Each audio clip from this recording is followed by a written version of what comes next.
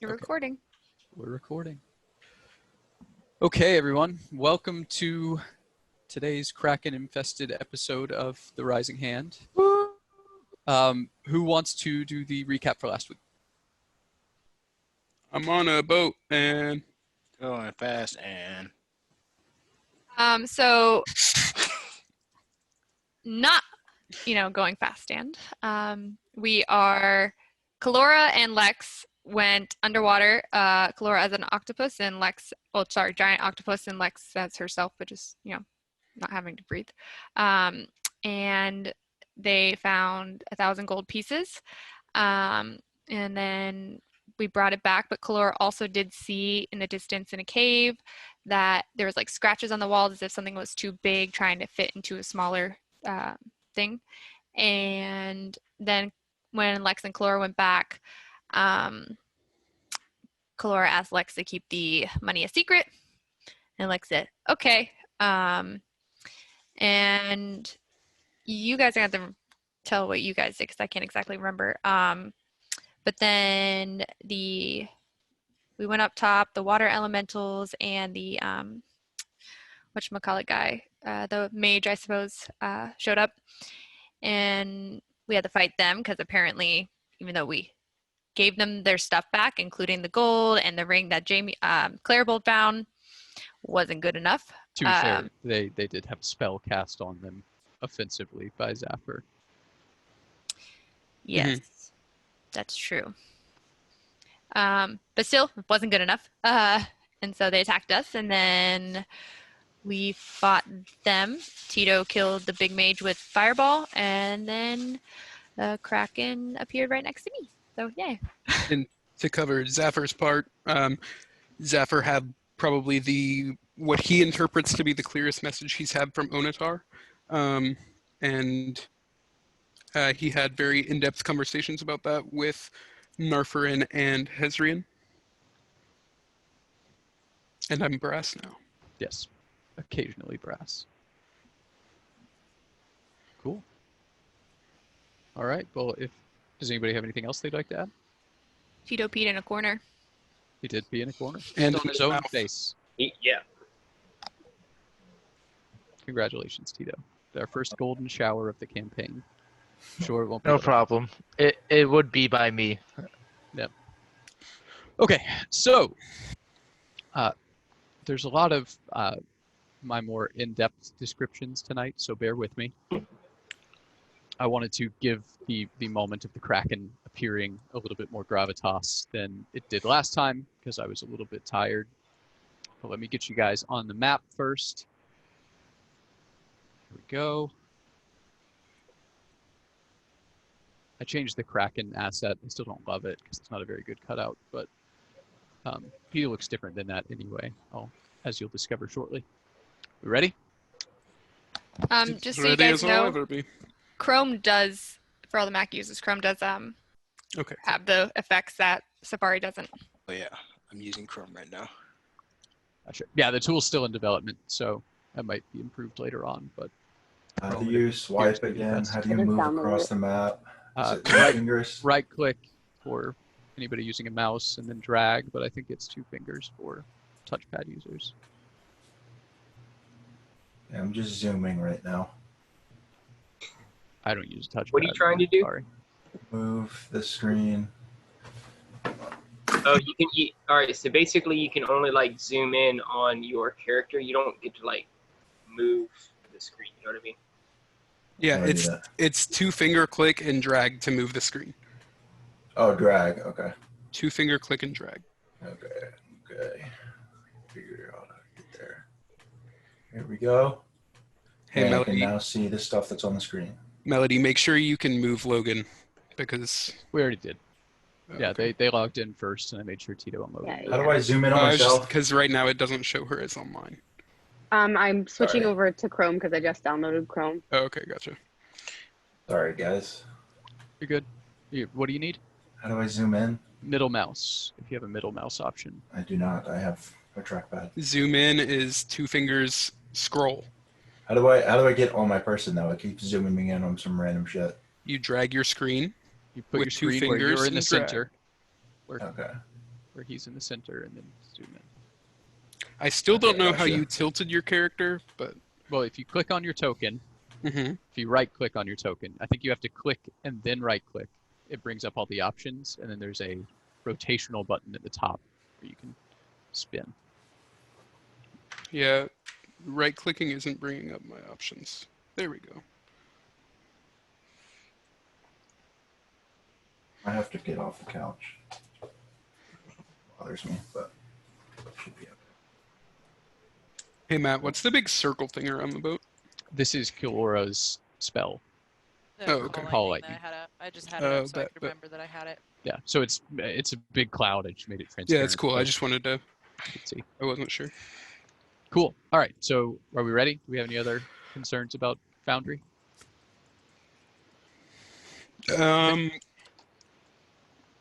Not that you can do right now, I guess, because I'm just curious, like, what the. It's hard with him being in so many squares. I don't know what his range is or what. Yeah, I'll do something about that. We'll see. I just want to make it clear right now we are not in initiative order. The previous combat ended with the death of the deep priest. So just want to make that clear as we get into this discussion. The gargantuan body of the Kraken breaches the tumultuous ocean waves, revealing spines of dark bone jutting from the scarred and pitted head. Two bulbous eyes emerge halfway out of the sea, each the size of a round dwarven shield. These are not the eyes of a sea creature. They are deep sea blue, like the darkest depths of the ocean. And behind them, you can sense an intellect as deep and as broad as the elemental plane from which these creatures hail. The mouth of the creature roughly resembles that of a giant squid, but has been altered by some dark magic to open in 4 directions rather than 2, like the petals of a giant calamitous flower overlapping on one another like scissors. Within this terrible maw, you can also see rows upon rows of jagged and curved teeth leading down into the throat. Above the water and above the Kraken's mouth are 3 tentacles, waving slightly, each as thick and strong as an old oak. As the Kraken's body breaks the surface and the subsequent waves rock the boat, you notice 2 more tentacles, these ones thicker than the ones around its mouth and beset with sharp bladed protrusions, swiftly and unerringly wrap around the sea fire, weaving their way between the gathered assembly on deck. Once it is fully above the surface, you feel a slight pressure on your ears as if you were swiftly changing altitudes, and all of a sudden the storm becomes more powerful, the rain now pounding down, feeling like small stones pelting you in places where your armor does not cover. Finally settles at the top of the ocean waves. Lex, you being so near to it, have the clearest view of this action. Very swiftly, faster than you can really even see, the Kraken takes one of his tentacles and is going to make an attempt to grab you, Lex. What kind of save is Doesn't that? look like he's trying to hit you. It just looks like he's trying to grab you. Go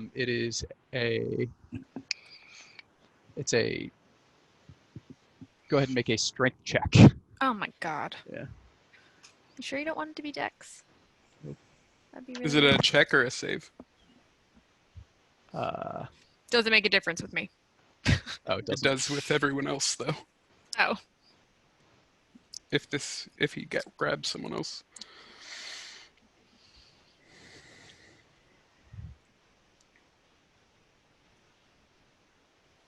It's just a check. Hmm.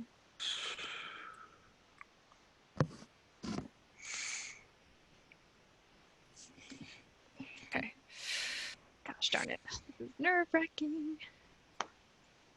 Fuck, he got me. Okay, the tentacle swiftly wraps around you. It doesn't do any damage. It doesn't seem as though he was trying to batter you or hurt you, at least with this initial strike. The tentacle, now holding on, begins to pull towards the mouth of the creature. As he pulls you closer, he stops about 15 feet, no, probably closer than that, about 10 feet away from the open maw. You can now see down into the throat, and you just imagine being a creature trying to escape a throat like that, with these jagged claws, trying to climb out and being cut to shreds by the different bladed protrusions coming out of the throat. But as I said, he stops you about 10 feet away, and you hear a voice. The same voice, in fact, that the deep priest used earlier when you Abyssal? spoke in Abyssal. Indeed. You hear, You understand me, yes? Yes. Lex at this point is more terrified than she usually is when it comes to bad guys. Okay. You will listen. Listen well. Such greed and wanton disregard of the danger you put yourselves in. A simple offering would have placed you easily on your desired path, perhaps with favorable winds to speed you on your way. Treacherous mortals. First, you have the gall to steal from the lord of these waves, and then attempt to writhe away from my servants without paying your due. As if it would be so simple. Perhaps it has been too long since the legend was created. Perhaps I need to make an example of you, one that people will tell of for the ages. My offerings would then be assured. We will decide this matter soon, but you find yourselves in a fortunate position. The role of my emissary to those that live above the waves has recently been vacated, and I will need a new servant to take on his tasks. You will ask of your crew, who among them will take on the mantle of my glory, be blessed with my boons, and pledge their life to me. Neartarog, Lord of the Deep. I caution you, think well before you answer. I have destroyed many who have done less to offend me. Kind of moves you over so you can see into his deep blue eye for a moment, and then still holding onto you, turns around and holds you out, looking at the ship.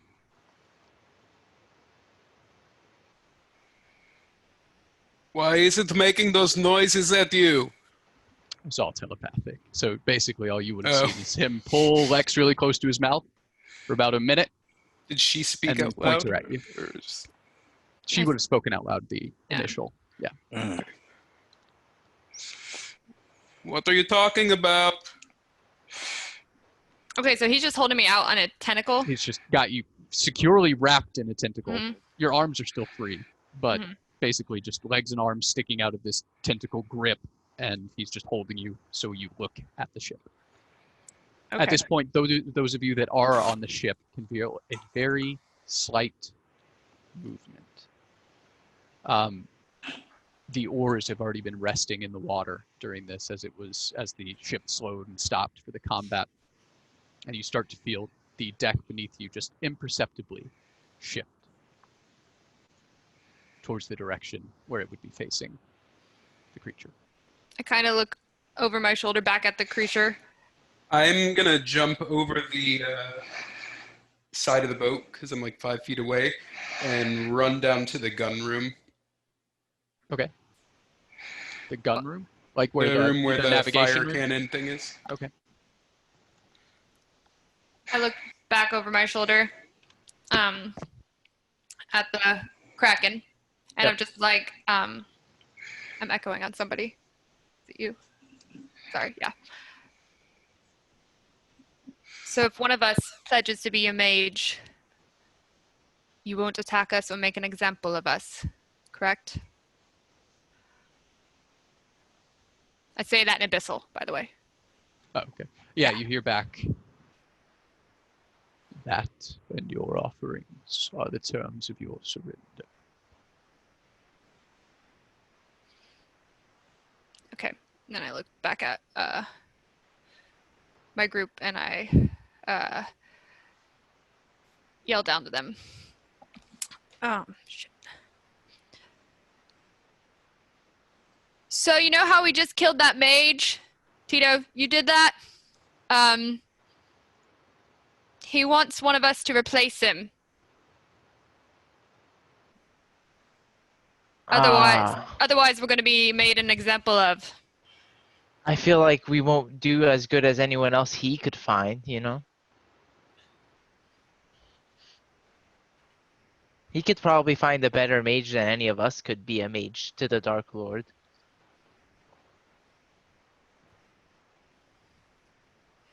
Deep Lord, I mean. Matt, was he clear with when he was talking to Lex? Does he mean literally take up the role of that guy, or like become a servant of him? I don't think you'd probably really know much about the role of that guy. He just said to take on the role as my emissary and do things that I asked that guy to do. Cool.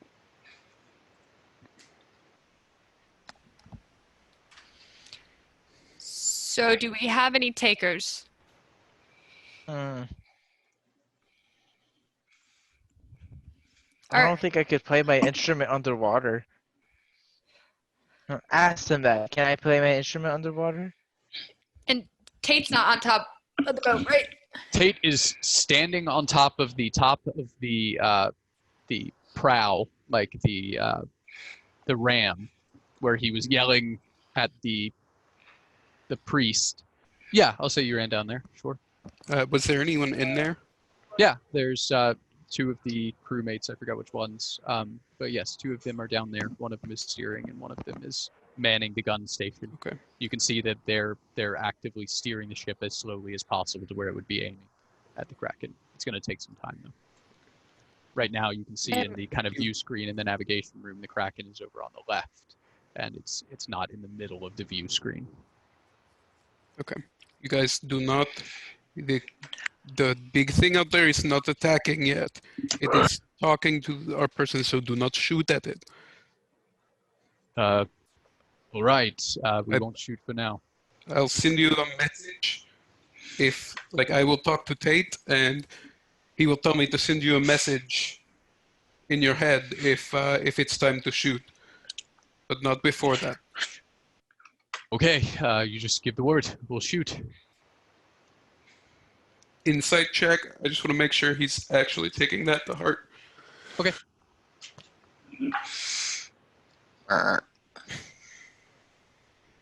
25. 25? Yeah, it seems like it. Okay. And I'll make my way back upstairs. Cool. Someone's like really exactly answering. I turn back hesitantly again to the Kraken.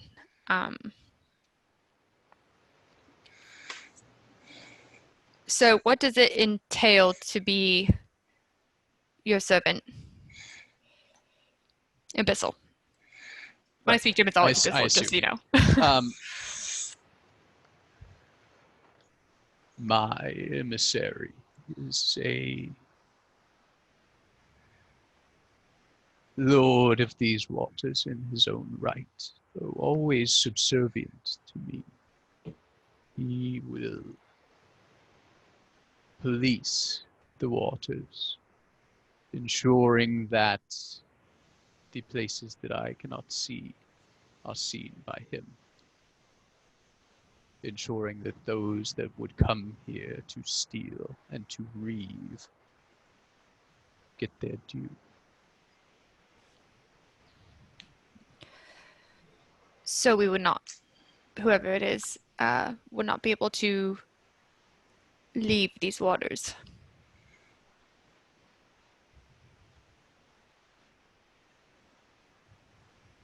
Kind of here, there's like a significant pause before he responds. They may leave if they wish.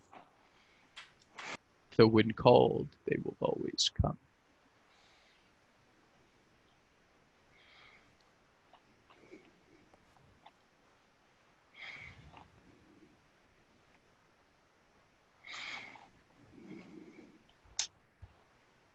No matter where we are, anywhere in the world, we will, whoever it is that decides to take up this role would come serve you. whenever you're called. I've met no man yet that can resist my call.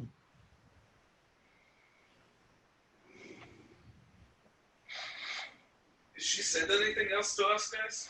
I had to go downstairs in the boat. Nah, she's talking to herself, it looks like.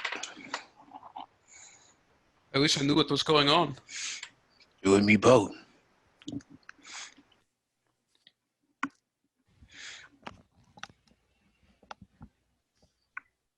You're on mute, Laura. I don't know if this was said while I cut out. Has Lex told us what the Initially, yes. Kraken She is did saying say to her? Okay. the first thing he said, basically what I told you. Okay.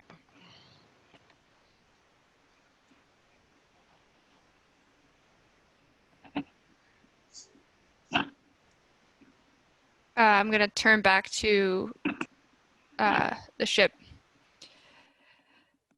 So his emissary is allowed to leave the waters, which is better than I thought initially.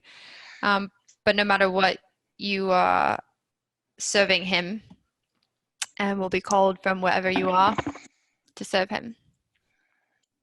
Tate steps down off of the prow of the ship and walks back over to the group.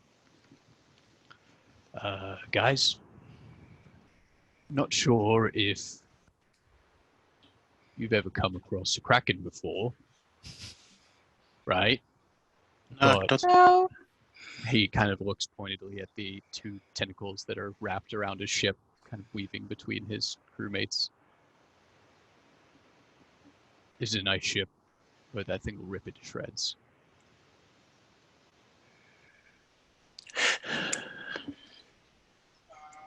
Does anyone on your crew want to become like an ocean god? Guys, what do you think? Do you want to, like Baldy over there?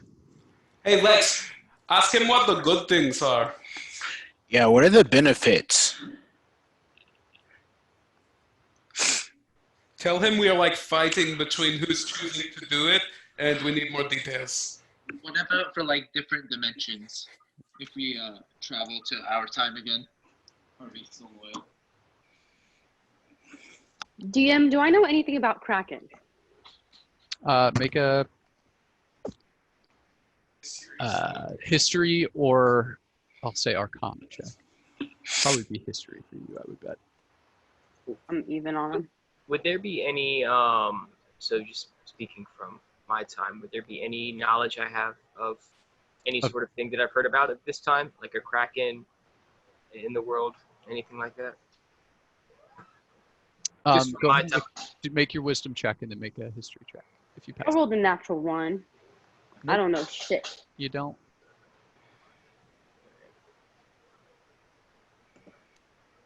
He kind of, after hearing the group talk, turns you back to him, Lex. All right, so that was the wisdom check. Was a natural 20, so that's fine. Oh, yeah. And then a history check. Mm-hmm. Oh, I rolled 100. Sorry, my bad. It's okay. Wrong guys. 15 on history. There were certainly rumors of all kinds of sea beasts, krakens included, off the coasts. There are some cities that are coastal. Whenever they have a bad storm, they'll blame it on krakens acting up.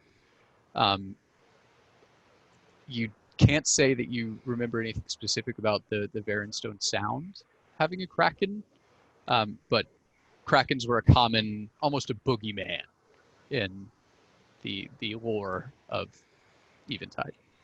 Okay. Especially in the coastal regions. One second.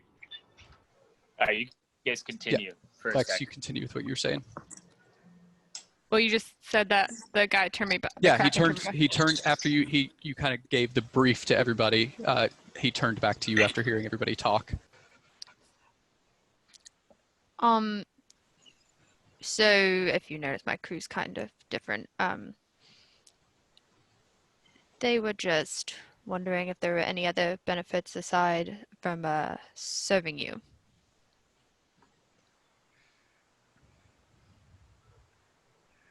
Benefits to what? Your power. Power? I don't. A servant of mine, as I said, is a lord of these waters in his own right, only subservient to me. The creatures in the ocean will bow before him. The clothing he wears is magical and provides boons from me. Water will be his home, and he will rule it as a king Or queen. or queen. Don't want to be uninclusive, says the Kraken. No. But Lex And then would definitely he- say queen. As soon as he says that, he turns you back around and points you at the ship once again. Stop. He said we would have like power and be the king or queen of the waters. Can I hear all this? Yeah, Mhm. you're like right at the Kraken. front of the boat. The Kraken talking. I No, can't- you can't hear No. him talk. Actually, he might. No, it's in your head. It's Oh. telekinetic. Gotcha. So can the Kraken hear me? The Kraken hasn't given any indication that it can hear anybody on the boat. I assume it would be able to hear them, but it's given no indication that it's listening or that it speaks common. Yeah, but Nate would understand. Well, Core would understand that I would speak in Abyssal. Yeah, do you Like speak if I- Abyssal? Have I spoken? I think so.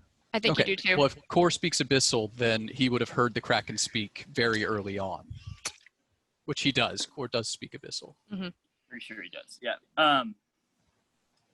I will say in Abyssal to him, stop. I'm gonna yell at him and be like, whatever that sounds like. Blow your head up. The Kraken turns one of its bulbous giant eyes in your direction, Core. Combat going. Listen, I don't want anyone to get hurt any more than the damage that has already been done.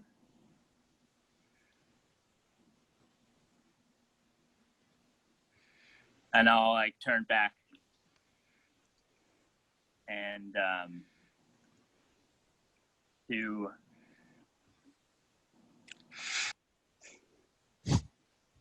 can I walk over to the rest of the You party? do have Water Walk cast on you right now, but you are standing on the ship of the boat. You're the deck of the boat, surrounded by everybody. Everybody is with you. Yeah, I'm gonna walk up to Kalora. Okay. And Yeah, you're right next to her.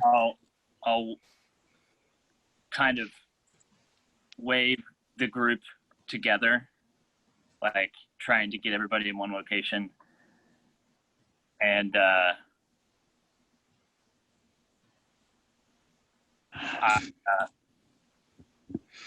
bend down and kiss the top of Cora's head and say, Why did you guys kiss me? what did she say? Why'd you just kiss me? If you could give that to Kaito for me when you return. Oh, what are you talking about?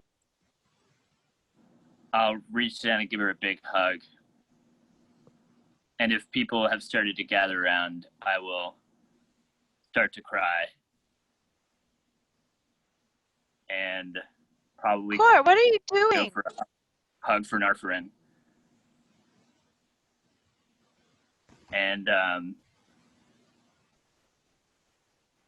And then I'll start to walk toward the Kraken and an Abyssal. I say, but no, I did all this. It was me and my stupid fireball. Or I assume he I'll- continues walking. I'll quietly I tug at his calf. turn around and look back at my beloved friends And I will say, listen, I love you all, but I will not let anyone suffer more from this. I don't want what looks like to be certain death for Court, no! one of us unwillingly, or all of us. And I'll just like, I'm on at this point I'll step onto like the deck, like the fence of the ship, and will just fall backwards. Okay, you don't know too much about the ship because it's you weren't here. It's only like 3 feet out of the water, the ship.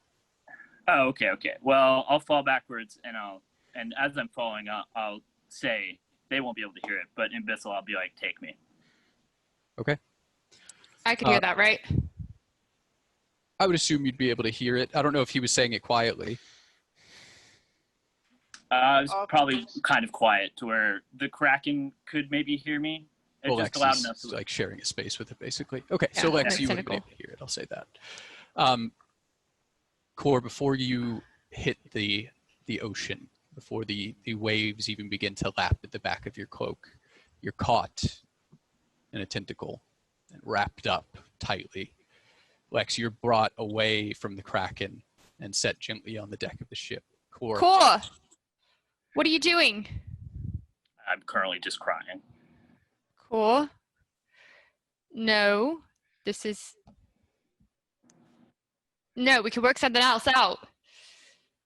You'll see me go into, if I'm not already, I will go into a rage, and my stripes get a little bit thicker.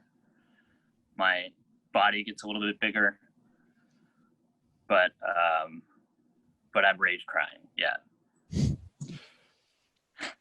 you're brought across the breaking waves as the storm abates, calming to a gentle downpour with occasional booms of distant thunder.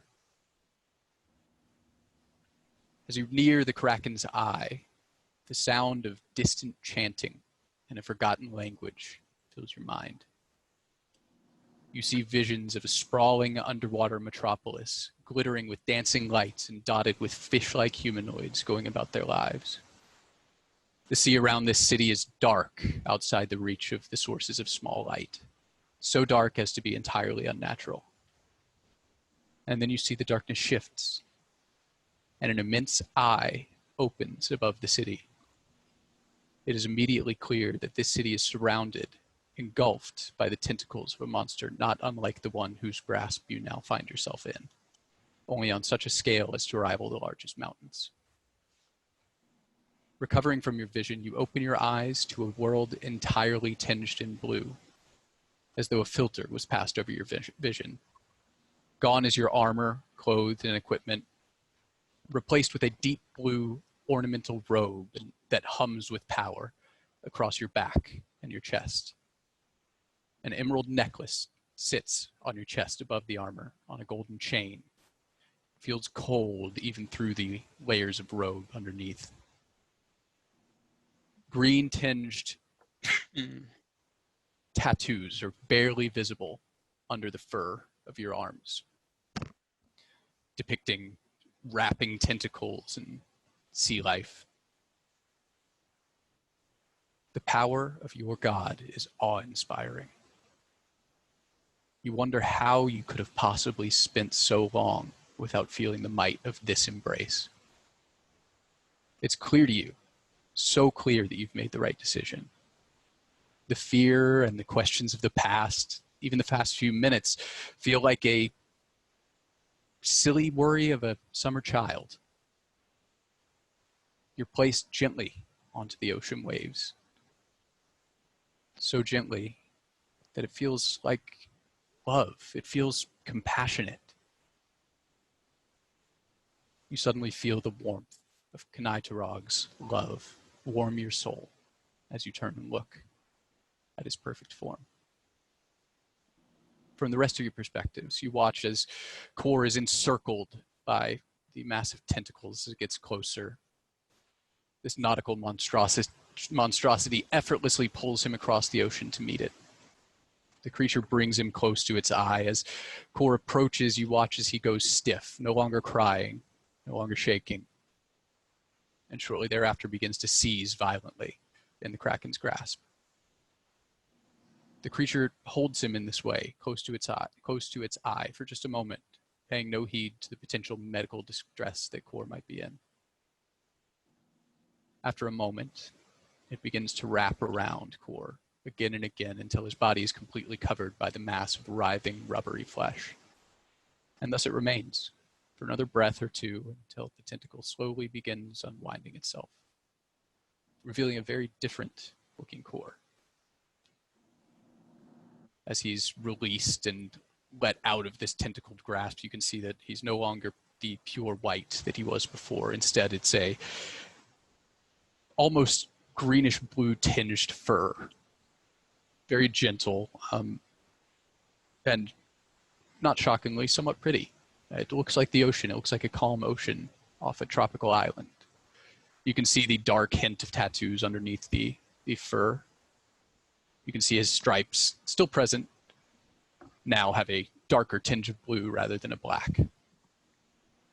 His pink face is still very pink, but you can see, as you did with the Deep Priest before, deep, thick veins of purple, looking like they're carrying clotted and dead blood, cover the surface of his scalp. As he's set down, you take in his blue ornamental robes depicting scenes of a kraken, a city, decorated with tentacles.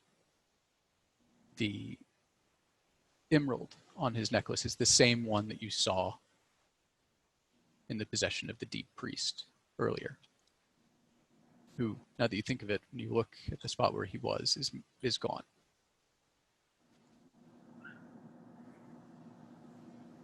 Core, the Kraken, turns his beautiful eyes towards you, and you're filled with certainty once again.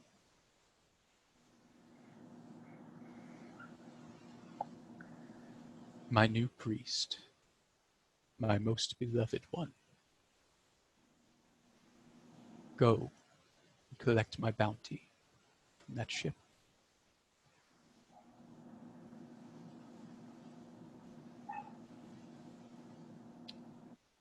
You would know, I know you weren't here for this session, but you would know that the way they met the Deep Priest, the way the Core met the Deep Priest, was he was approaching their ship, believing that something was stolen, but he was going to collect a gift from each of the members of the ship to be given to the Deep One. So you assume that that's what he means for you to do. To collect something from the other party members. Indeed. From the ship, something that he would deem worthwhile. And it would be several things.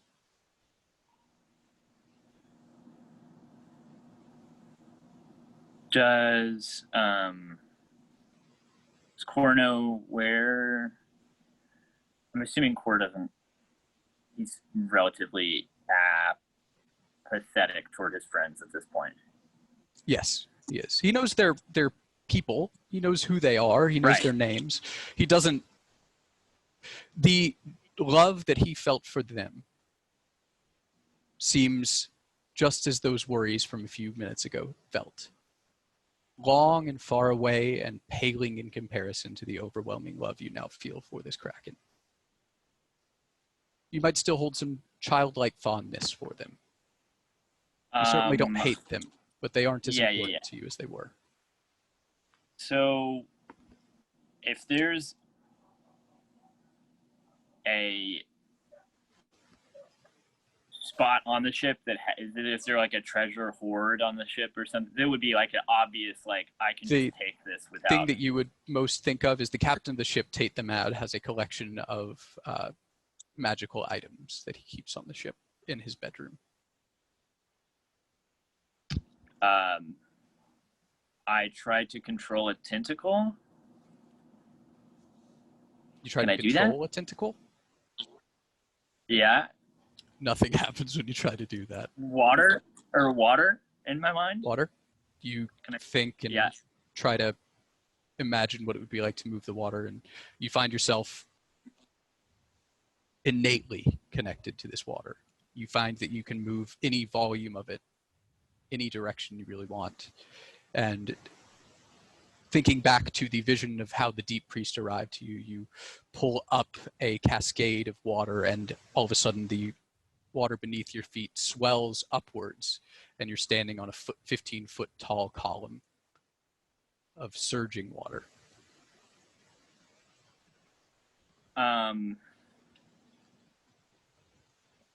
I'd like to take some water and out of the ocean form what kind of looks like a giant hand.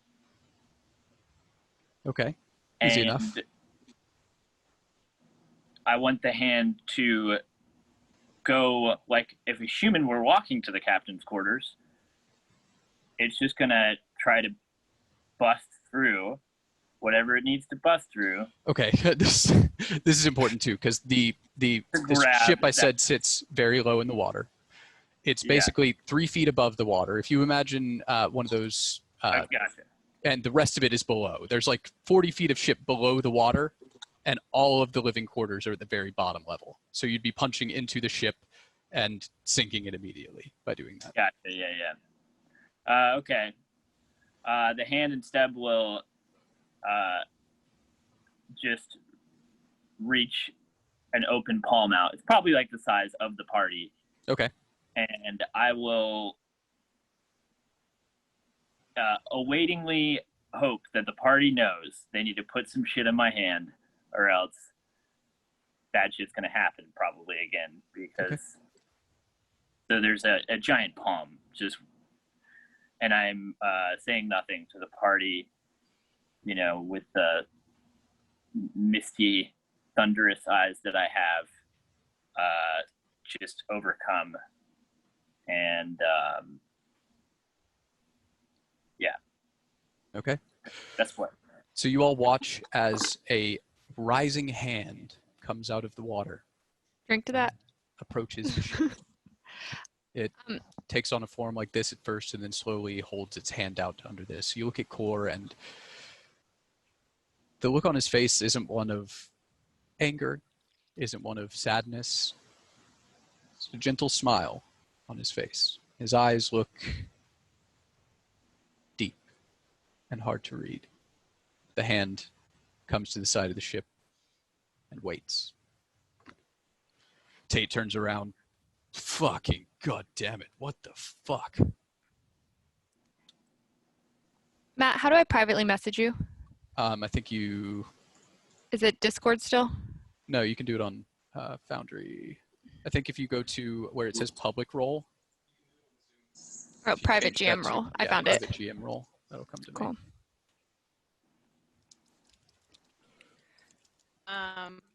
Kalora is like crying a lot, and We all saw that? I put private GM role. Well, that's what I want to do. Okay, I deleted it. Okay, well, that's what I want to do. Yeah, I'll say you can do that. Okay. I am gonna walk up to the hand and You're muted, Zafir. I'm hearing you off somebody else's mic. Now you're even more muted.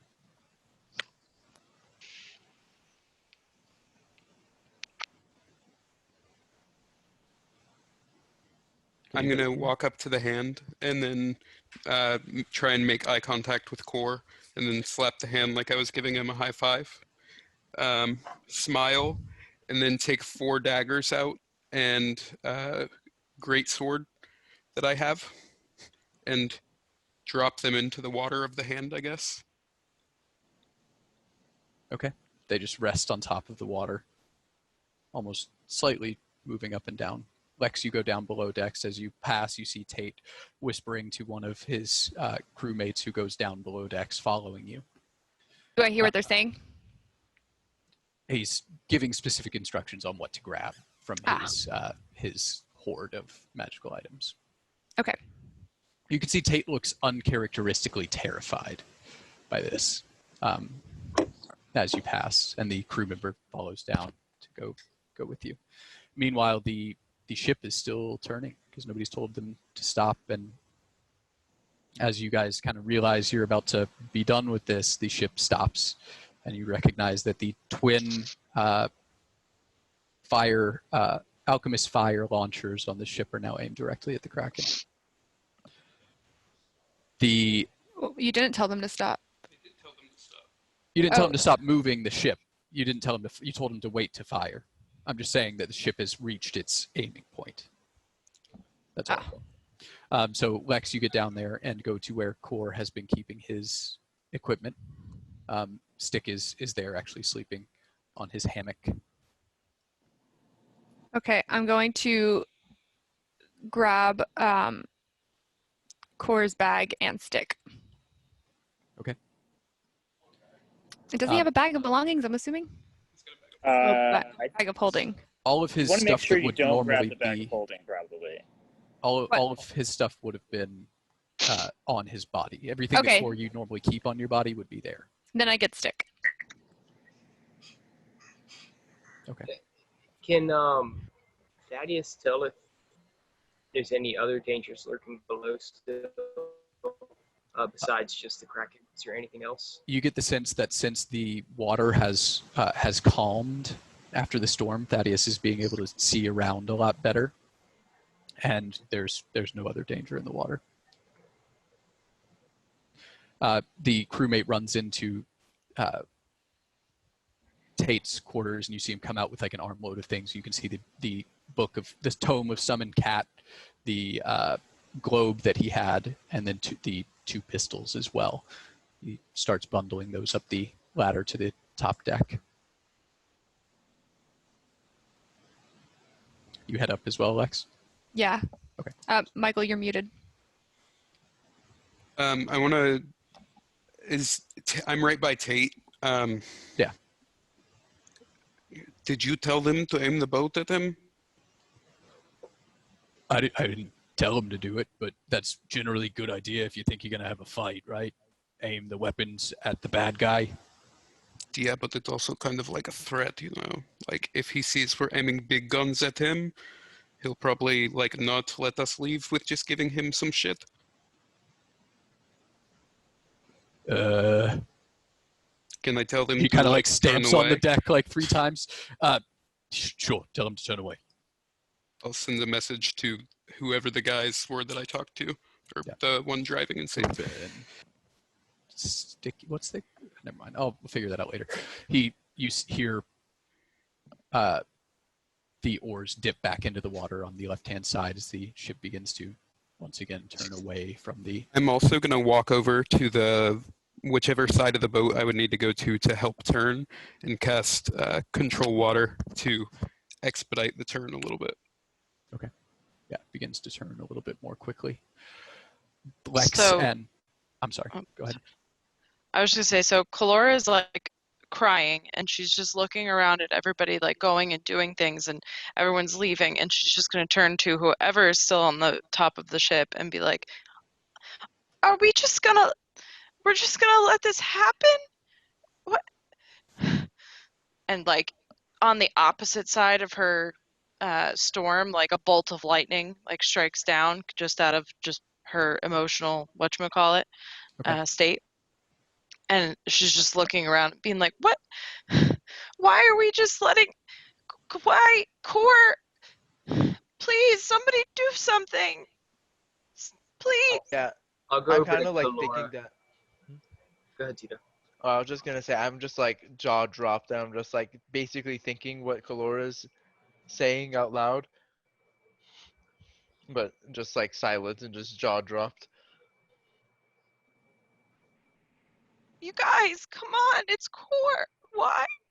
Narfrin! I'll walk over to Kalora. I'll just put my hand on her. I'll just whisper. Do you think we can kill the Kraken?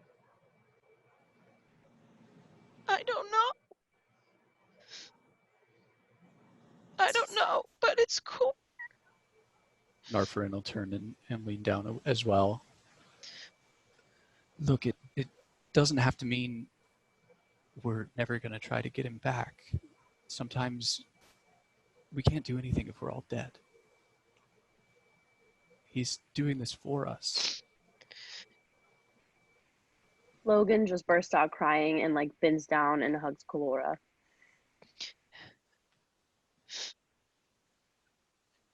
No What? words, just cries. Lex and the crewmate that went downstairs come back up. The crewmate member just runs straight over to the hand and dumps the items onto the waiting palm where they rest. I kind of hold stick in my hands like this over the water hand, and I just look up at Core and just like, this is what you wanted to do? Say goodbye to all of us instead of try and fight, including him?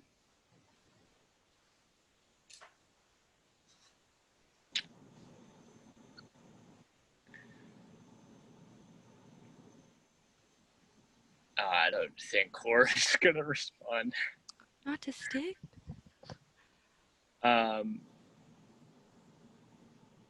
What about our songs together? I plays one of the songs You know, I've got something actually. that we've sang together. Core, the thought of stick actually makes you a little bit nostalgic in ways that only a pet really can. And you think about it, and it's really not the environment for a squirrel, right? So you get this thought that maybe, yes, I'll try that. You reach your hand out and turn it slightly.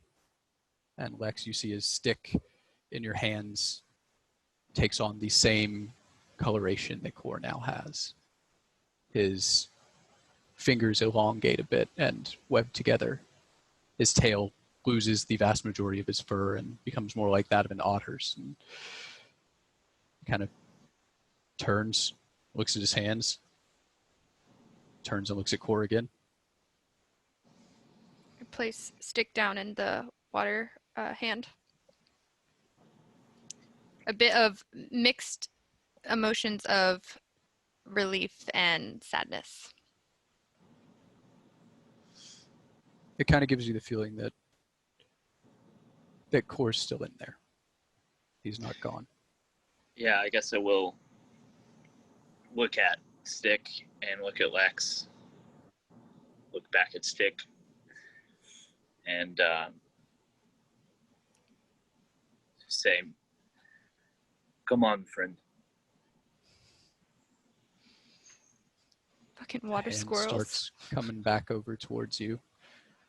Stick about 20 feet away, jumps off, and with amazing speed for a land-based mammal, swims over to you, climbs up your leg, and perches on your shoulder.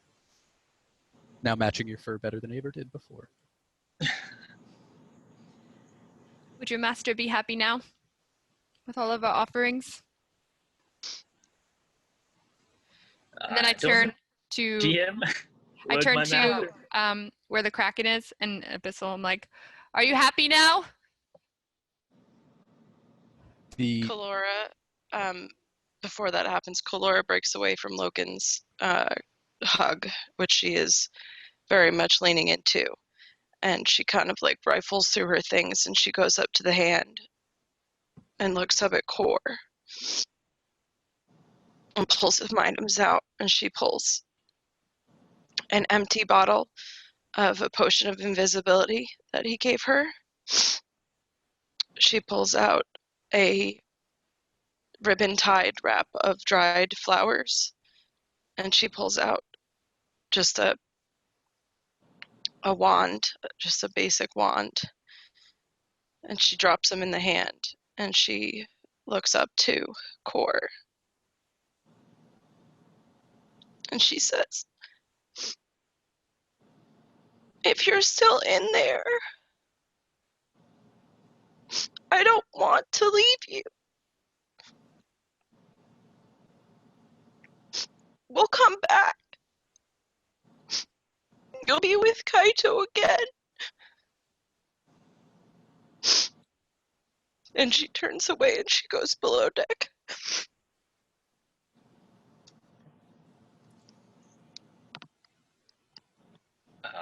Or you don't want these people to feel sad. Yeah. You don't necessarily feel like the need to react to this, but you don't want them to feel sad. This is a happy moment for you. Yeah. I would respond to Kalora, definitely.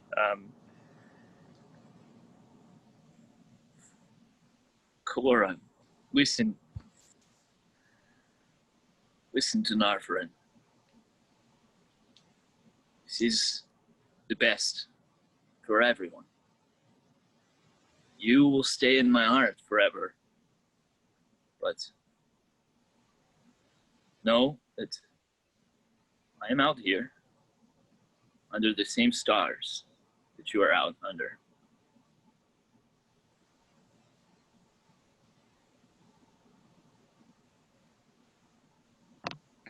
This is not the best for everyone.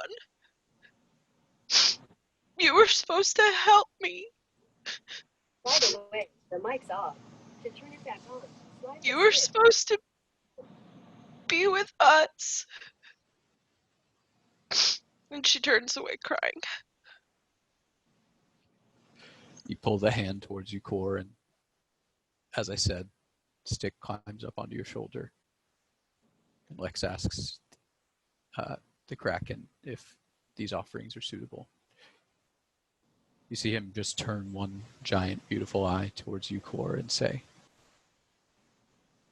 "The depths await. Let me show you your new realm." He lets go of the ship and then begins to sink into the water.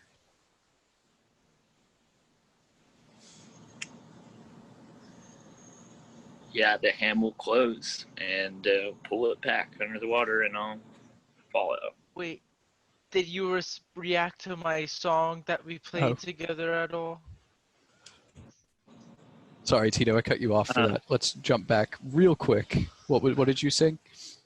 I think one of the songs that we played together. I think one of them was Wonderwall. One of them was Wonderwall, for sure.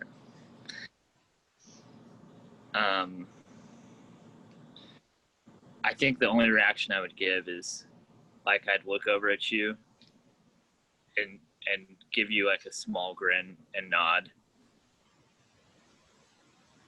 intermittently while I was looking at Kalora, if that makes sense. So if you play the song or if you just say something about the song, I'll look over and make sure I make eye contact with you and I'll smile. And then I would look back then at Kalora.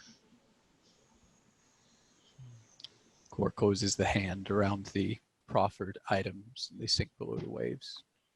Still looking at the ship, and all of you, Core begins to descend from his perch on this piece of water and continues to stare at the ship as he slowly sinks below the waves and disappears.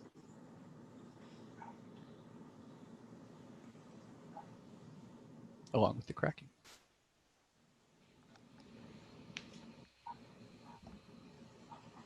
I'm glad my camera's out of focus. You guys couldn't see me crying.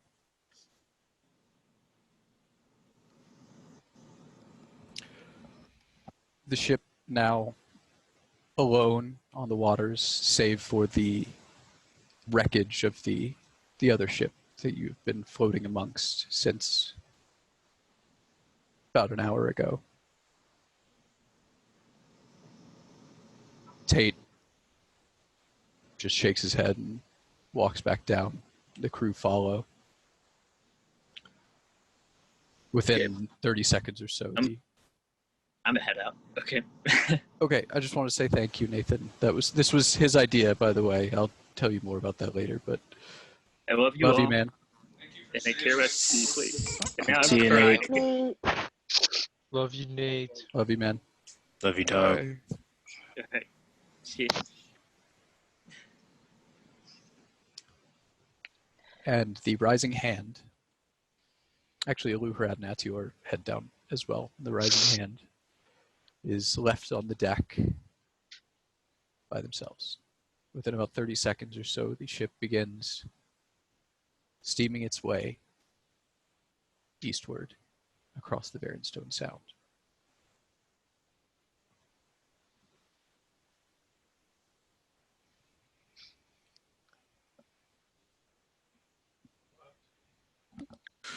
What the fuck just happened? Narfrin just kind of stares at the spot where Kor sank below the waves. That's what I was doing too. Kalora's gonna wild shape into a giant octopus and try and look for Core under the ocean. You breach the waves, diving in as the octopus looking around. It's like they were never here. The items that were thrown into the water were caught in the hand, completely gone. If an octopus could cry, it would be crying. Salty tears in the salty ocean.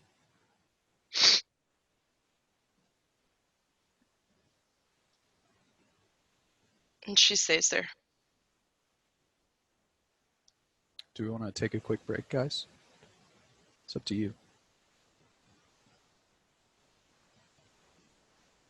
Just to recalibrate. I'm good. No, I kind of like the intensity of the emotions. Okay. Keep it real. As the ship starts chugging eastward, Cooler, obviously your spell drops, so I'll delete that. Rising hand. The rest of the day is yours. What would you like to do?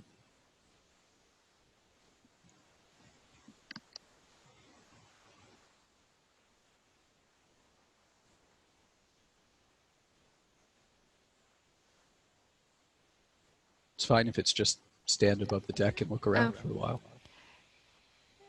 Yeah, I kind of turned to Zafir after he said, what was that? I mean, I stood there for a few moments, kind of like collecting my thoughts. I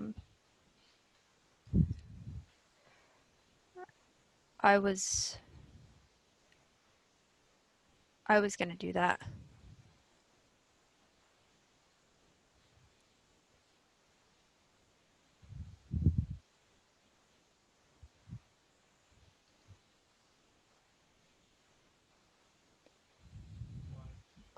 You're muted.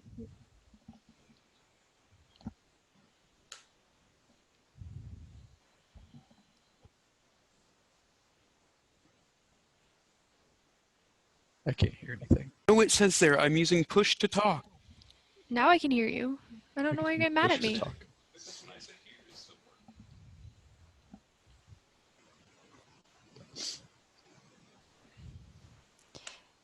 Because I've been under a bad man before. And I know how to get out of it. Well, I'm glad you didn't, because I think Core had a better understanding of what would happen when it did. But Core still has loved ones to go home to. They sure you have debts in the country to save.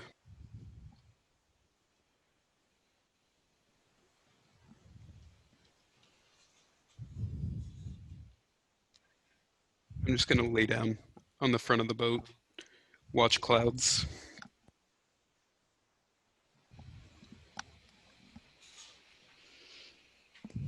Yet, as you guys kind of start moving, it's very clear that the Kraken, along with Kalora, obviously was the source of the storm that was overhead. It quickly dissipates into a beautiful clear sky.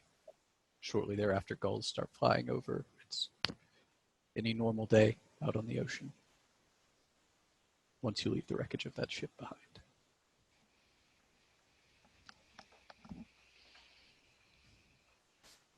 Tito, can you play a sad song? Sad song coming up. Play piano, man.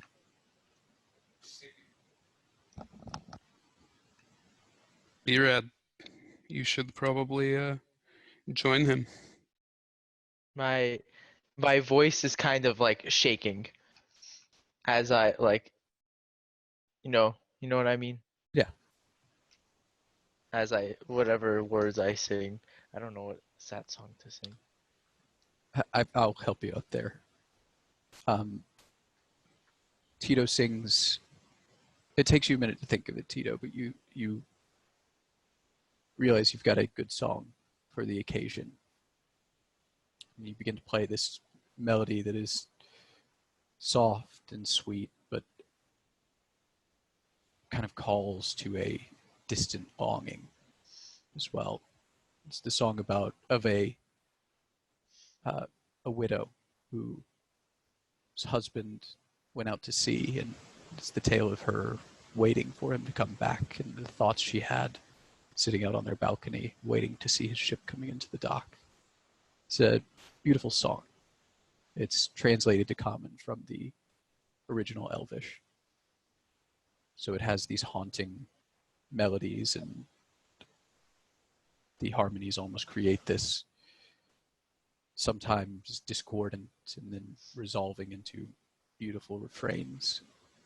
Really tug at your heart. Though Tito is quite clearly affected, his voice isn't as sure as it always is. It almost adds something to the song. It almost makes you feel what that woman would have felt. And combining that with all of the emotions that are currently going in your heads. It's a very powerful song.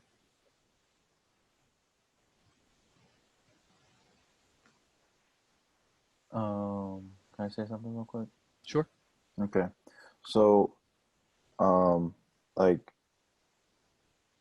this is kind of hard for me, but like, so seeing all this in character, right? It's like, I don't really know how to take this whole situation in. Just like seeing this kind of like sacrificial thing. But like seeing the reaction of how like the people in the party are just kind of like sad and emotional and stuff. I would just like sing with Tito a little bit. I don't really know what else to do. Like how I would react to like something like this happening. It's up Just to you, seeing man. it and seeing it, how it affects people, I guess. Just kind of singing, I feel like would help people out. So I would just sing with him. Yeah. So Brad's voice around the first chorus when Tito begins singing joins in, plays a beautiful counter melody to the melody coming out of Tito's well-trained voice. Brad's darker, deeper tones resonate more and almost make the deck, especially under you, Zafir, that you're laying on it, resonate. Calora's still an octopus, right? Yeah, she's down below octopus. I'm gonna lean over the ship and kind of like shout to Calora. Calora! Calora! DM, do I hear that? That I will say, normally no, but it depends on how deep you are in the water right now. Where are you? I mean, I'm suctioned to the boat, Oh yeah, okay. so I'll I say probably got you my can hear tentacles her. like up. Okay.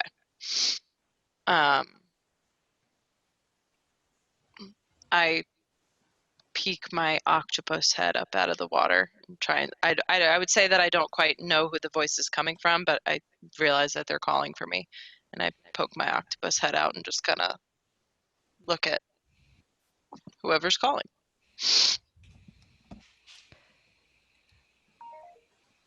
Tito and Brad are performing. I didn't know if you wanted to come up here because I know you usually like their dances to dance to their, well, Tito stuff. It doesn't have to be a happy dance. Kalora will kind of tilt her head. I'll be up in a few minutes. I just am looking for him.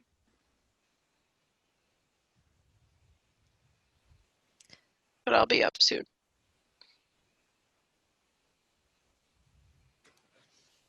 Okay.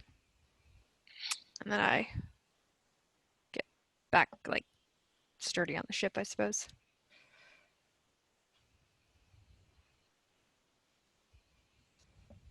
Is it clear to say you guys are all just spending some time above decks? Mm-hmm.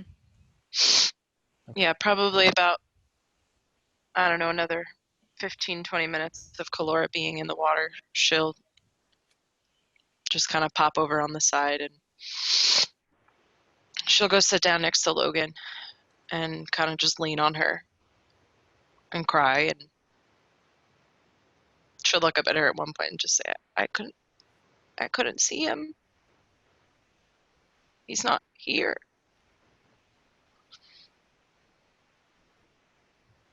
He'll always be with us, Clara. Even if we can't see him.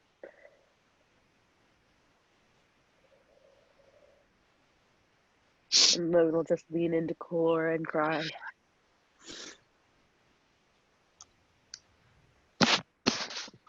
And that's it for Kalora. Mostly just crying.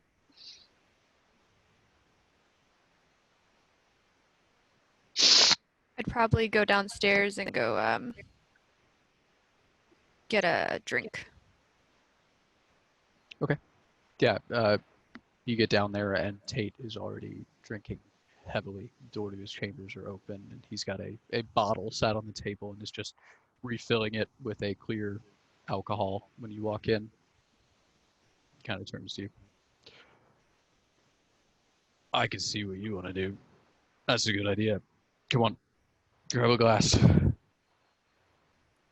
I don't even know if I need a glass. But yeah. Just hands it out. And just start drinking. Okay.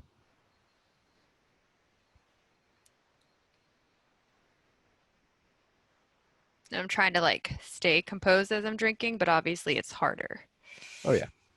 Absolutely. And I just kind of sit there silently with Tate.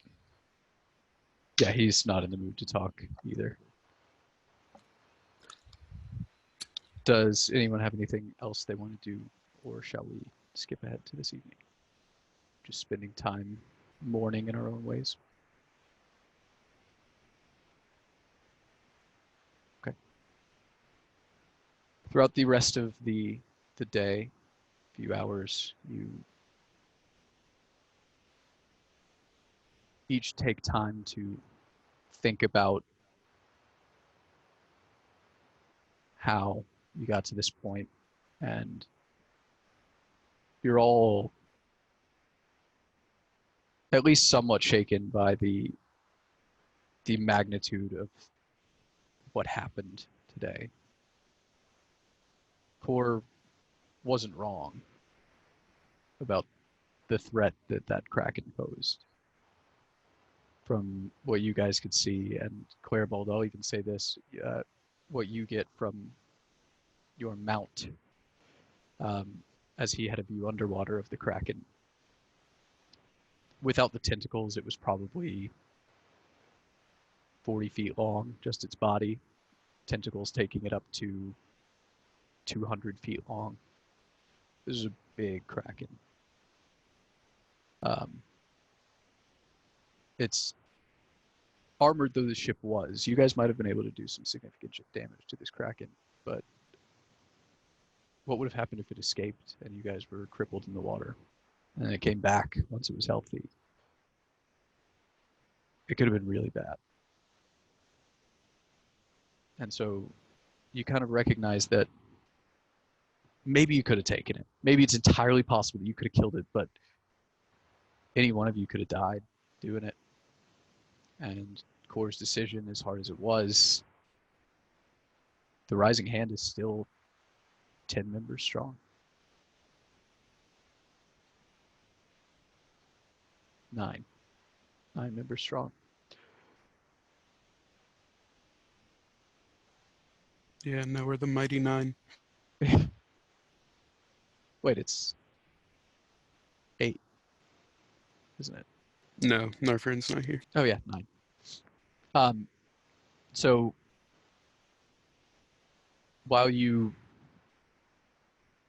I won't say that it's any comfort. It doesn't make it easier, but you can rationalize it and make it make sense in your head.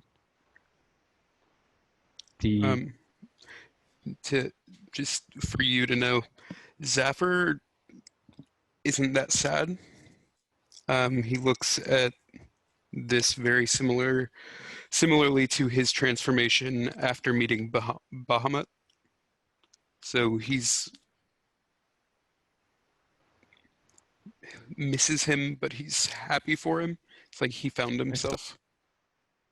Gotcha. So you're taking it in a good light. Interesting. Okay.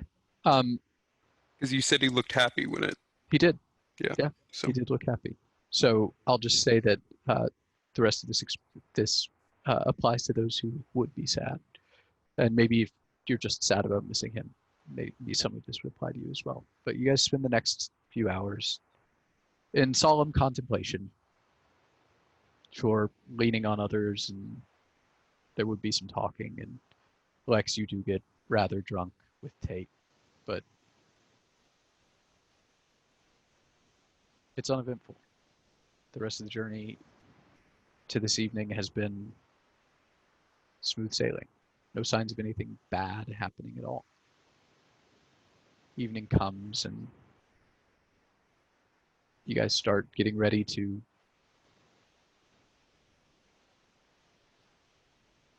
go to bed. A ritual like any other that adds a little bit of normalcy to the day. Go through these same actions you normally do to get ready, and it feels forever changed, but normal. It's a comfort to some of you.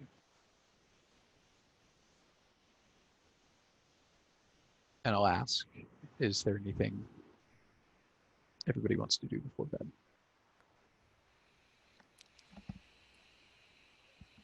Honestly, I think Lex just probably would have laid her head down on the table and went to bed there. Zephyr's going to do something. Okay. I'm going to just find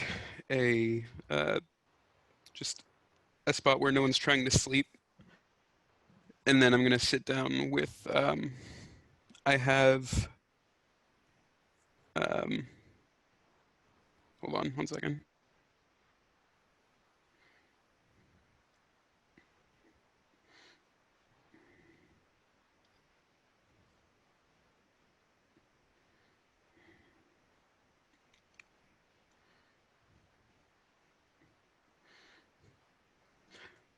All right, I still have a greatsword that Core had given me in Might Side, I think. I'm gonna take that and sit down to pray. And as I'm praying to Onatar, I'm thinking like I'm praying for protection for Core and hoping that he's feeling like he's found himself and he's happy. And I'm just gonna, while I'm praying, image turning the greatsword into just a steel book. It's not gonna open or not function or anything, but just like an open book. And then once I finish that, I'm just gonna walk out and toss it into the ocean and wish him luck. Okay. Kalora is going to, after spending the time on the deck of the ship with everybody, she'll probably stay up for a while and eventually find her way to some type of corner, having probably grabbed what looked like alcohol to her, whether or not it was alcohol or not, and spend some time drinking and crying. And then she would go and she would find Core's bag and not open it, just go lay down next to Shadow and use his bag as kind of a pillow. Okay. Still smells a little bit like decomposing head, but That's the smell of Core. that is, you're right. And then fall asleep. All right. Well, everyone, you can tell me if I'm wrong, but in my opinion, I think we've had enough encounters on the sea. We might fast travel through some of this ocean work, if that's cool with you guys. I did write more, but seems like you can't really beat the heights of that. I will say, though, that at one point, Tate will stumble out before everybody goes to bed, kind of like when you're all gathered, getting ready perhaps to go to bed. I know that made things different, but we're still on course for the Verenstone Monument. Do we need to do that anymore? Or do we want to head straight there? I'm pretty sure we have safe passage for now. Yeah, I Everybody mean, else feels, I don't think. have anything else left to give either. Well, he said we didn't need to go do that if we had just given our offerings to the first guy that we killed. But I don't really know. I mean, we've got Core on our side, like, in the waters now. Well, that's true, I guess. You think he's gonna protect my ship from now on until forever? Because I helped you guys out. But he'll protect, like, Kalora. So if she's on your ship, maybe. You need your job, Kalora? What? I'm sorry, what? No, but he kind of sees you all upset still, and he's never mind. So what? We're not going to the monument. I mean, I don't know what we should do, really. Straight to Stale. Yeah. Straight to Stale it is. And he starts walking towards the navigation area. I'm gonna follow him in there. Okay. As he kind of enters and walks past the table over to the first mate who's currently steering the ship. Just skip the island, going straight to Stale. Just directly east from here, I think. We should be fine. Yes, sir. He kind of adjusts the sticks to get it moving directly east. See the view slightly shift on the navigation monitor things. Tate then turns back around and walks back to his chambers. Notices you and is like, "Oh, hey, Brad, what's up?" Hey, do you have anything to work on? To move, to do anything? I just need to do something. Well, we had all of the storage stuff tied to the walls. We can undo that now, since we're not going to be attacked by a giant sea monster. You can work on that if you want. Okay. I'll do that. Come join me for a drink later. We'll drink. Okay. Sounds good. He heads back. And then I just go start working on untying stuff and seeing if anything is like, you know, fallen over, or you know, the kind of thing that happens when something has its tentacles wrapped around you. Yeah.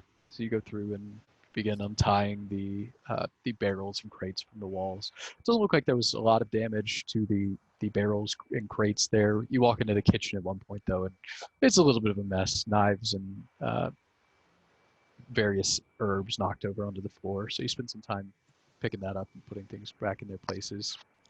It's a good distraction. The rest of you, I assume, go to bed. How much longer would you say we have on the boat? I'd go ask Tate or somebody if I needed to find out. I don't remember. I'll say, since you're going straight to stale, I'll just call it 2 days. Okay. I don't think Claribold would have slept at this point. I think he would have just stayed up on deck, tried to sleep, but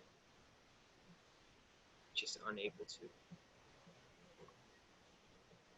Okay. If we're fast forwarding through the next couple of days, I would say that at any given time, you would either find Kalora doing 3 different things, either being in the water as an octopus of some kind, drinking alone, or in deep prayer at any given time. Right.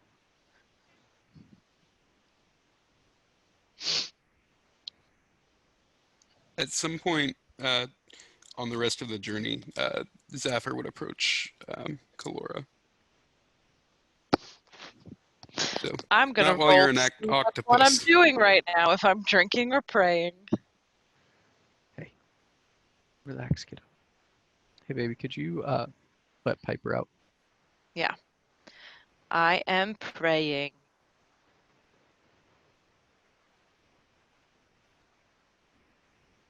Muted, Zafir. Then I'll sit quietly and pray with her until she's done. She'll come out of her prayer and see you there. Hi. Hello. You've been drinking a lot, and I know you're upset. Why are you so upset? She kind of looks at you like, did you really just ask me that? Yeah, I mean, I miss Core too, but I'm happy for him. You're happy for him? Didn't you see Why? how happy he was? He found himself. That wasn't Core. It was Core who saved potentially all of our lives. And if it wasn't Core, do you think he wouldn't? He made Stick the same color as him and into like something that he could take with him. He found himself. I mean, when I was in Time Enter and my dad died, I was brown. Actually, this is closer to my original color, but I was brown and I changed colors and blah, blah, blah. I had all this and I met Bahamut. And to be honest, I don't really know why Bahamut stopped talking to me as much, but Onatar saved me there. But anyway, nothing was the same after the day I met Bahamut. I didn't look the same. The same things weren't important to me. And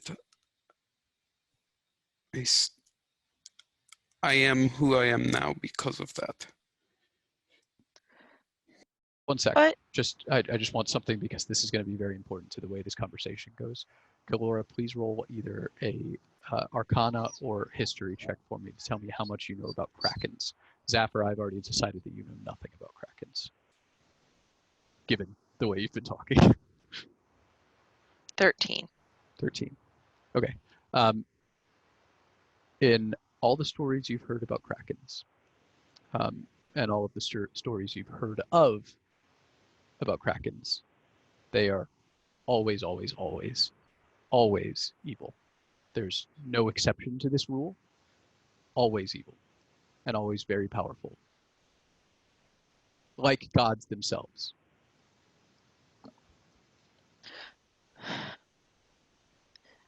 But Bahamut is good. Krakens are not. And now Kor is with one. And I worry that even if he recognized who we were now and who he was before, that over time he's not going to remember that. And he won't be Kor anymore. He'll be whatever that thing was that we first saw at the edge of the boat. I don't think that this was a good thing, Zephyr. I think this was a bad thing. I know it was born out of love and wanting to preserve the rest of our lives, but now he's a part of something that is terrible. And he didn't deserve that. He deserved to be with Kaito. He deserved to be with us.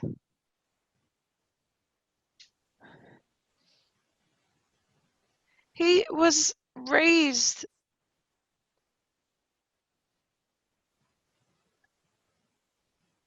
in evil. And somehow he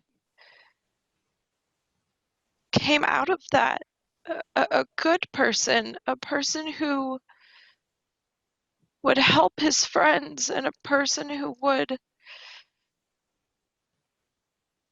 do whatever it took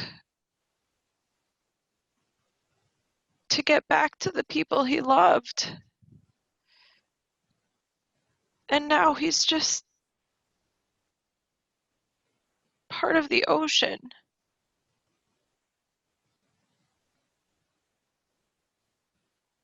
He's not Kor anymore. And I don't know that we'll ever get him back. Especially considering we're in this fucking place that doesn't resemble our time. And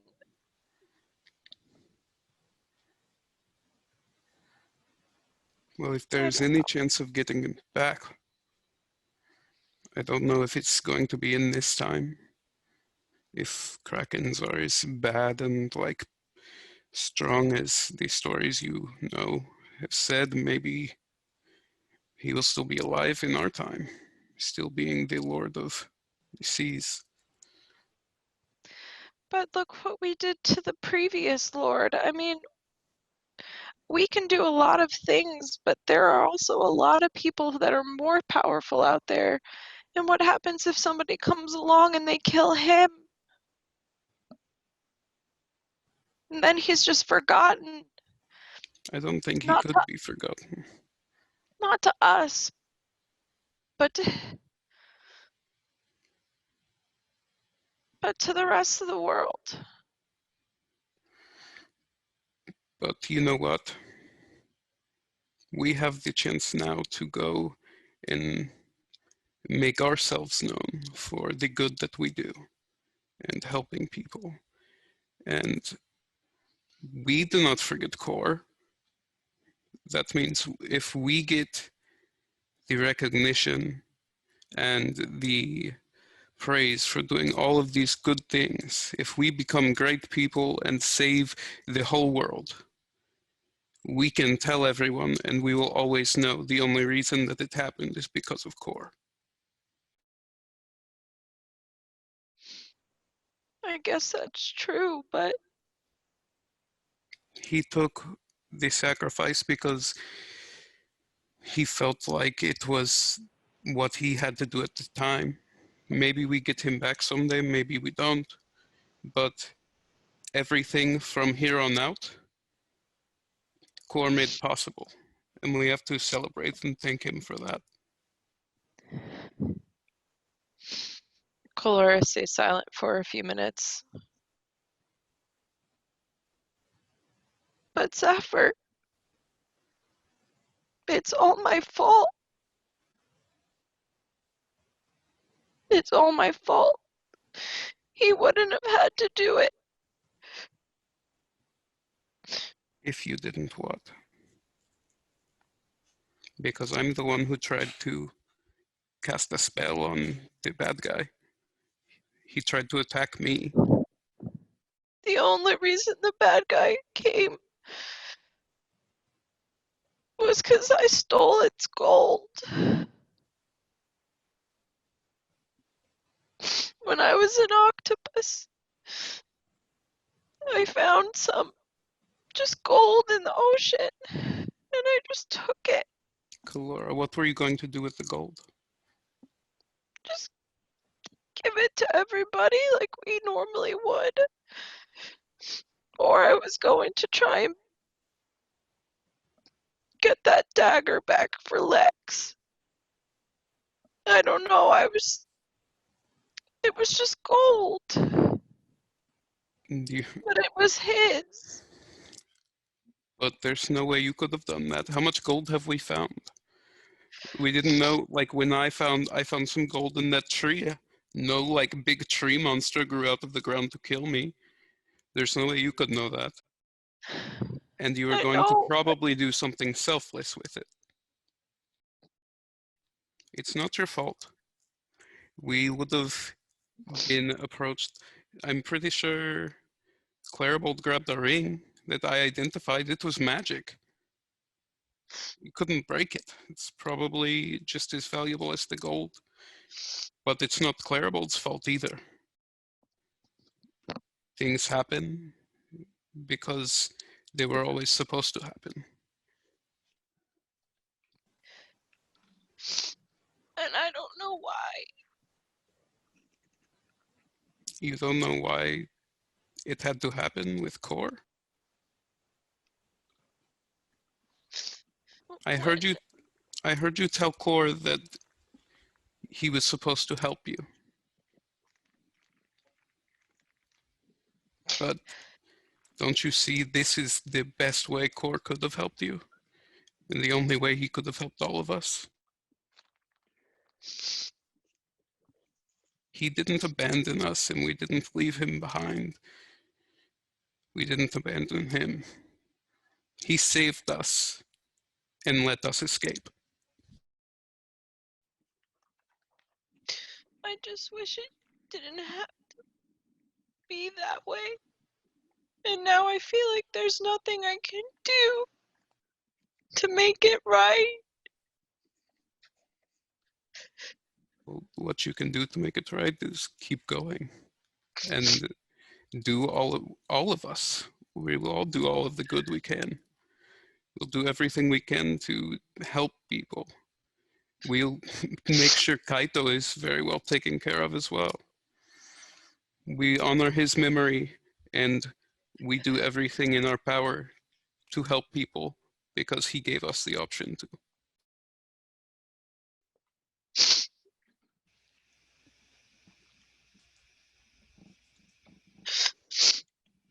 We'll try. I'm always here if you want to have a praying buddy. Thanks, Zephyr. I'm gonna go to sleep now. I don't know, you said, did he have all of his belongings on him? Or what bag was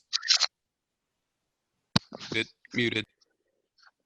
Sorry, yeah, he had the vast majority of all of his stuff on him. We'll say there was a bag with a few personal effects in it. I'll figure out what was in there based on his inventory if you like.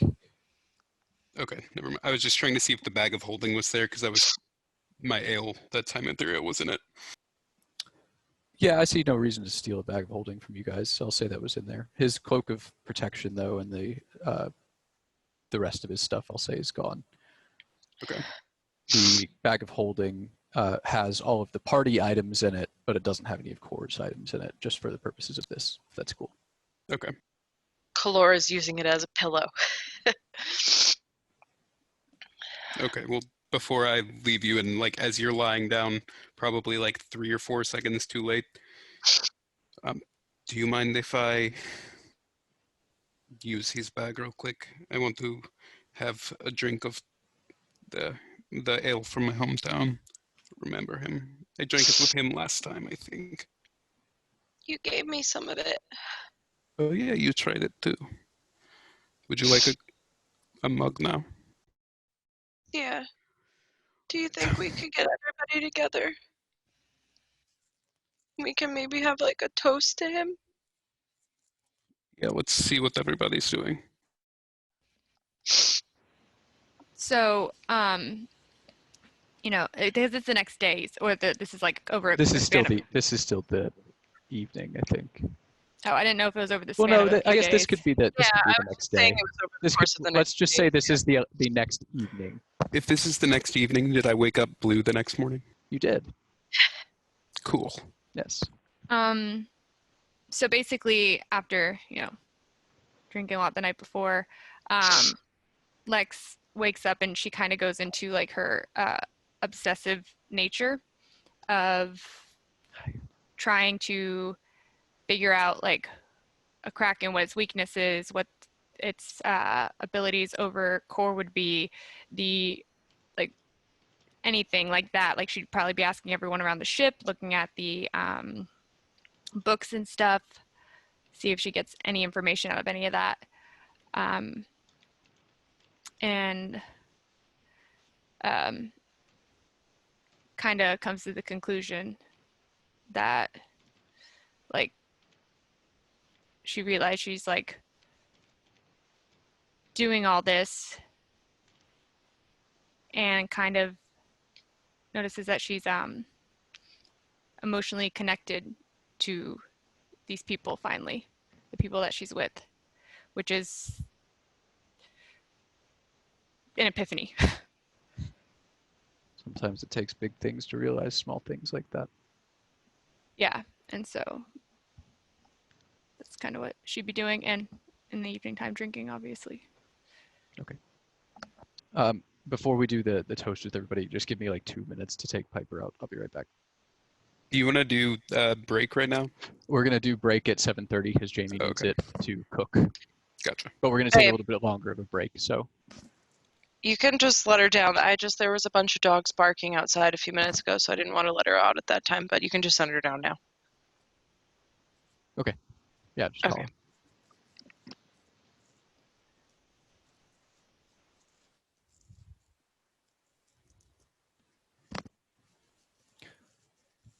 All right, so Zafir and Kalora kind of gather everybody.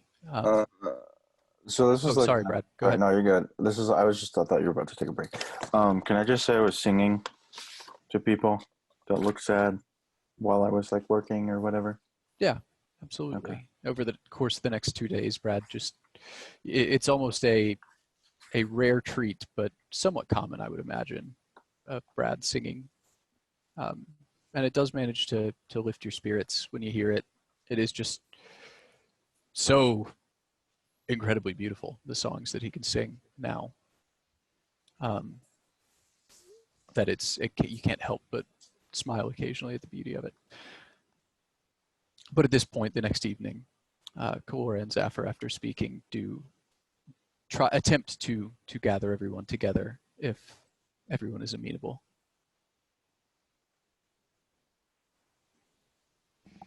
Is Josh still here? No.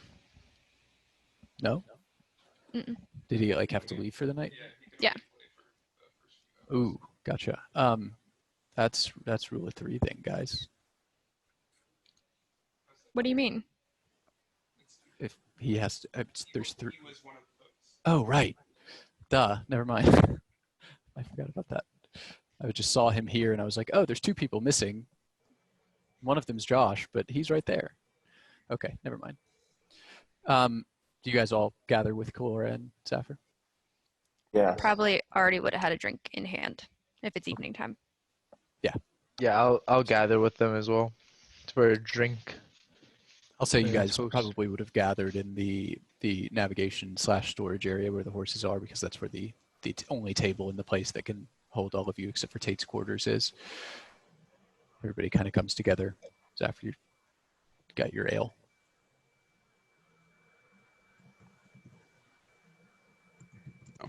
I would try and gather people on the deck Oh, okay. That's an option too. looking out at the ocean. Sure. And I'm going to pour an extra cup as well for pour one out. For the homies. Okay. Did you want to like role play that, or do we just want to say it happened? I want to role play it. Okay. The scene is yours. So, obviously that wasn't what we expected to happen. I don't think any of us really feel so great about it right about now. I mean, even if we think he's, I don't know. I just was hoping that maybe we could all just have a drink for him and come together as a group and realize that we're stronger together than we are separate.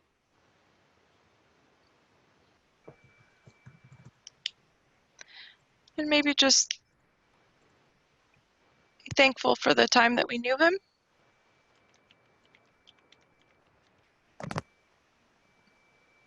Also Does everybody thankful for the have their time drink? that we have.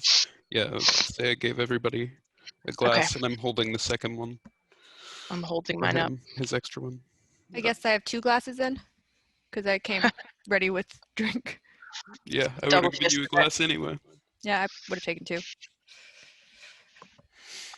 I don't know if anybody else wants to say something, but I'm just gonna turn and look out over the ocean and be like, thank you for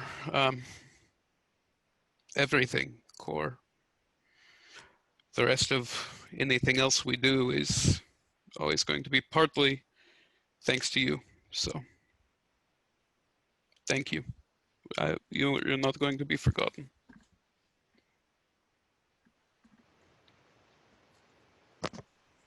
Does anybody else want to say something? I'll raise my glass up. I turn to the water as Zephyr did. And first glass, hold up. And just like,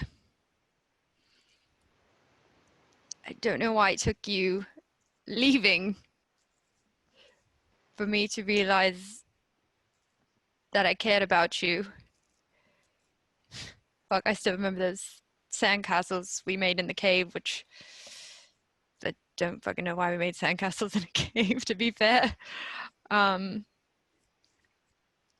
But trust me when I say this, this is not the last time that we're going to see you. We're going to get you back, and you are going to be part of us again because you are still alive. And as long as you're still alive, you can come home.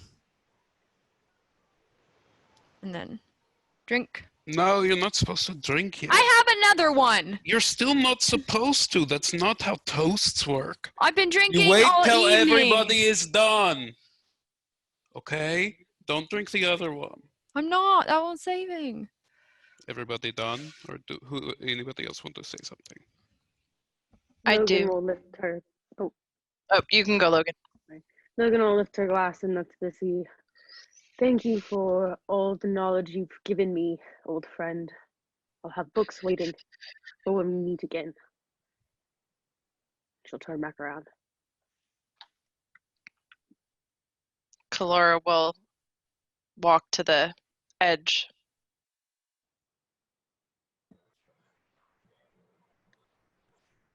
You were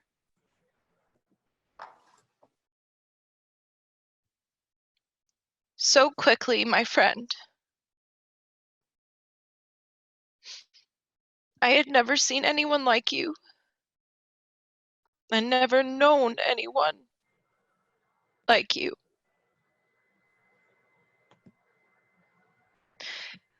We will get you back. And you will get home to Kaito. I love you. She turns.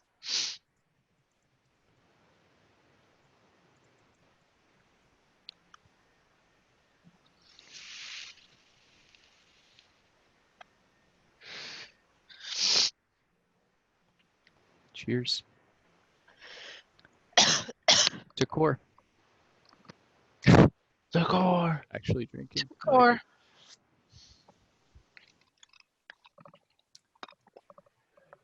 Can't hear you, Zephyr, if you were talking.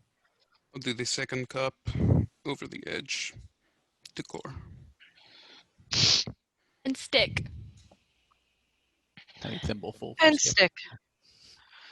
And the cat, too. The cat's down there now as well. They ended up together. Yep.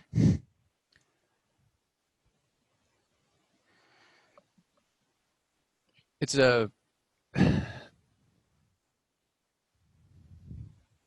won't say macabre, but it's a moment that you feel will stick with all of you for a long time. And it doesn't give closure by any means, but I think it consecrates the purpose that you guys are finding within yourselves, at least for some of you, and you can choose to what degree, but that was a good idea. You can all take a point of inspiration for that.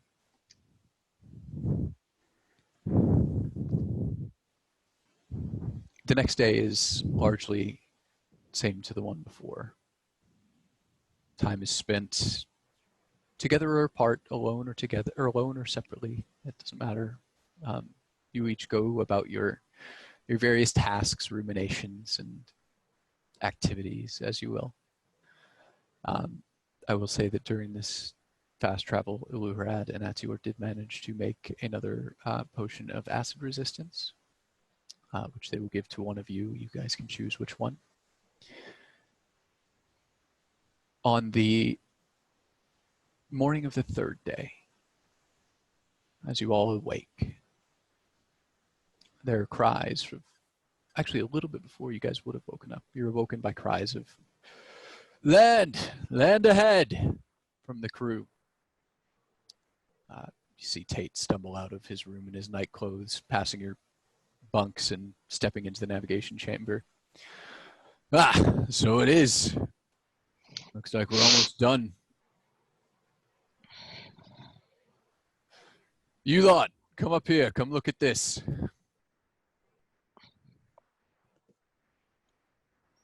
I follow. I go up. Same.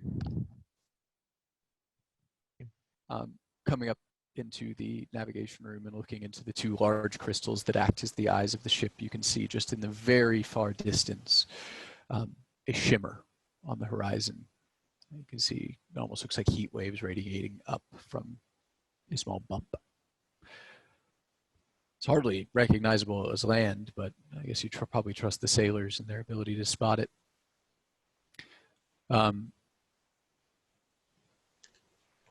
Tate turns and says, "It's hard to say where it is right now, but give it a couple hours and I should be able to tell you at least roughly where we are in Stale. That storm, God knows how far it knocked us off course, but I'm pretty familiar with the coast, even if I haven't landed there too many times." I would know which direction we're heading, right? Yeah, you're headed due east. Okay.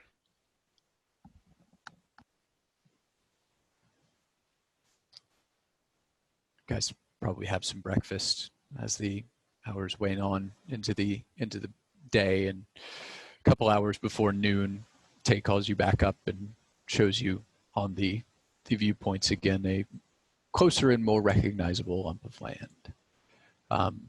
Right now, still fuzzy on the details due to the distance, but it is quite recognizable as land. Tate turns to the group again and says, right, so I'm pretty sure that's the Howling Refuge. You guys have a map? I don't have one of Stale. I know it. Oh, well, do you know there's an island off the west coast. It's kind of an inlet. An island sits in it. You know what I'm talking about? Yeah. That's the Howling Refuge. That's where we are. I wouldn't recommend landing there unless you're bonkers. One, because it's forbidden, and two, because it's teeming with wolves. But we can put you down theoretically there. We could go north of the island and drop you off in the wilderness, south of the island and drop you off in the wilderness. Or we could go around the island into the strait and drop you off near the town that kind of acts as the bridge to the Howling Refuge. It's up to you. So the Howling Refuge, that's just, you said, home to wolves, that's it? It's, I mean, I say wolves. You've seen probably dire wolves before, yeah? Yeah. Well, these are bigger bastards than those even are. About the same size as a dire wolf, but more vicious and smarter. Bigger teeth, too. Like lycanthrope? I don't think they're cursed in that way. I think they're just big fucking wolves. Maybe they evolved different from being on an island. Scary things, anyway. You can actually, I mean, if it was nighttime, maybe in 2 hours or so, you'd be able to hear them. If it was a full moon, they're loud. It's forbidden as well. Only the special dispensations from the king are allowed to actually go there. They have coronations of the next King Finrir there, royal weddings, that sort of thing. There's really not a lot of other reasons. Surrenders. If another nation surrenders to Stale, they usually make them sign the papers on the island to put the fear of Finrir in them. So I'm assuming the woods is going to be good for everyone, correct? I would turn to the probably group. recommend north or south, unless you feel like you can sneak into the city and be pretty, you know. Well, all of us, I'd say no. I could. The woods. I mean, what do Aluharad and Atsu, I think they're from here. Well, I wouldn't recommend putting into a town at all. I don't think that's, as I stated before when we were thinking about going directly east to the capital, I think that would be reckless. The King Finrir, tries to keep an eye on powerful people coming in and out of his realm and can take action accordingly. So I would highly recommend, I don't have a preference as far as north or south goes, but recommending one of the choices in the wilderness, one of those two. Now, I will say north will be technically closer to Bordval, the mountain, but I don't know the terrain well enough to say which route would be quicker. I vote north. That seems logical.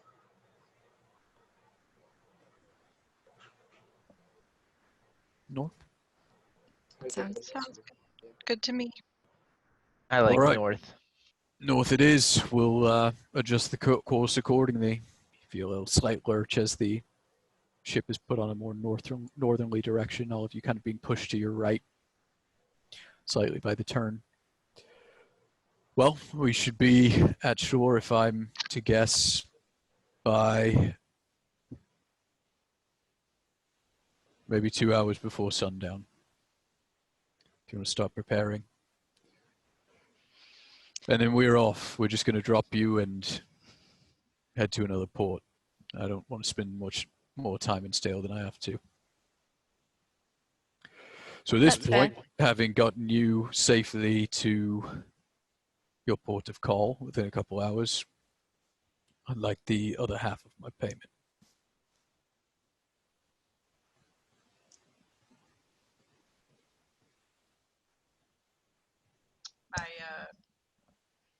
I Okay. don't remember how much is it, 25 apiece, I think. but how much was the total? 250. I just go ahead and hand him my 110, and I'll tell the group.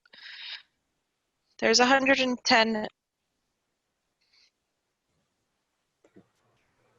I'll give him 10. I literally only have 10 gold left. So And then I think that's all I have. Athior was also gonna help with the boat, right? Yes, he was. Let me check and make sure he still has money left. I don't think I have any money, but I can't find where I put it. Yeah, Athior steps forward and hands him 100 as well. Actually, he'll do 100. Wait, if the total amount is 250, then wouldn't we just need to give him 125 right now? No, you paid him in items first and gold second. It's not actually half. So I mean, I paid him 110, and then the remaining balance would be 140, basically. So Yeah, I gave him 10, so 130. 130. Athior will pay the 130. I'll give another 10. Is that it? Or is that? No, you don't have Oh, to. okay. Athior finished paying for it. Ah. You wouldn't be on this journey without the school, so we should pay our part. Thank you. And I thank all of you. It's been one of my stranger journeys. I'll say that. Where We've do always you, got a friend in the sea fire if you ever see us again. Where do you plan to go to next? Well, something tells me there's a certain elvish city that's probably lacking in supplies right about now and might pay some exorbitant prices for goods picked up from the depths of the sea. Actually, the depths of the sea is probably a bad idea. Maybe bought from, another port somewhere else. Simple trade route, who knows? Maybe make a few dollars and then see what interesting opportunities may present themselves along the way. Maybe we'll see you again. Now, Brad, I know you're traveling with this crew or whatever, but you want to join up, the deck's open to you. He wouldn't be first mate, but what, Tricky? He wouldn't. Second mate, I think, would be... Shut up, Horton. Second mate would be fine. I could do second. That'd be fine. That'd be fun. It'd be fun, to travel this open sea again. Hit B red. At some point, I didn't say right now. I just meant, some point in life. It was a very weird experience. Well, as I said, walk deck's over- open to you. Oh, sorry. I walk over to B-Rad and I just kind of pull his hand. I'm not ready to lose you two yet. You're I'm staying not with us. going anywhere. We still have to kill a dragon. And I whisper, that's a lot more fun than being on a ship anyways.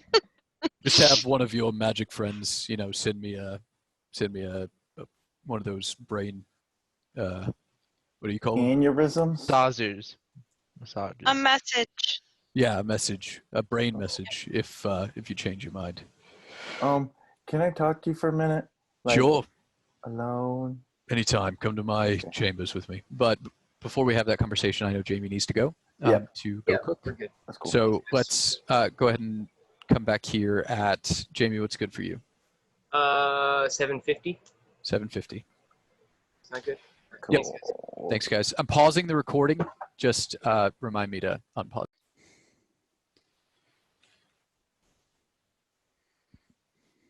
There's Pete outside and Pearl staring at him and wagging her tail angrily. So, Matt, I figured out, I think, what I want the scene that I'm going to get painted is. I think it's going to be on top of the boat where I just like where he just looks up at the sky and breathes fire the first time. Okay. I think it'd be cool. Yeah, that'd be great. With Hezri in there too. That'd be so cool. Yep, in the background.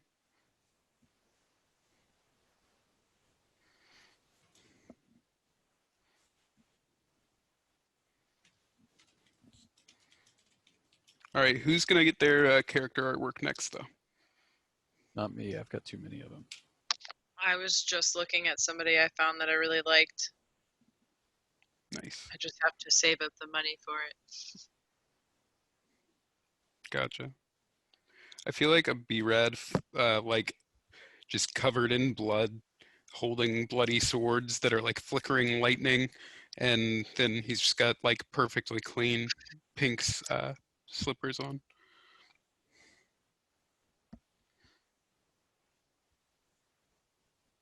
They can breathe both air and water.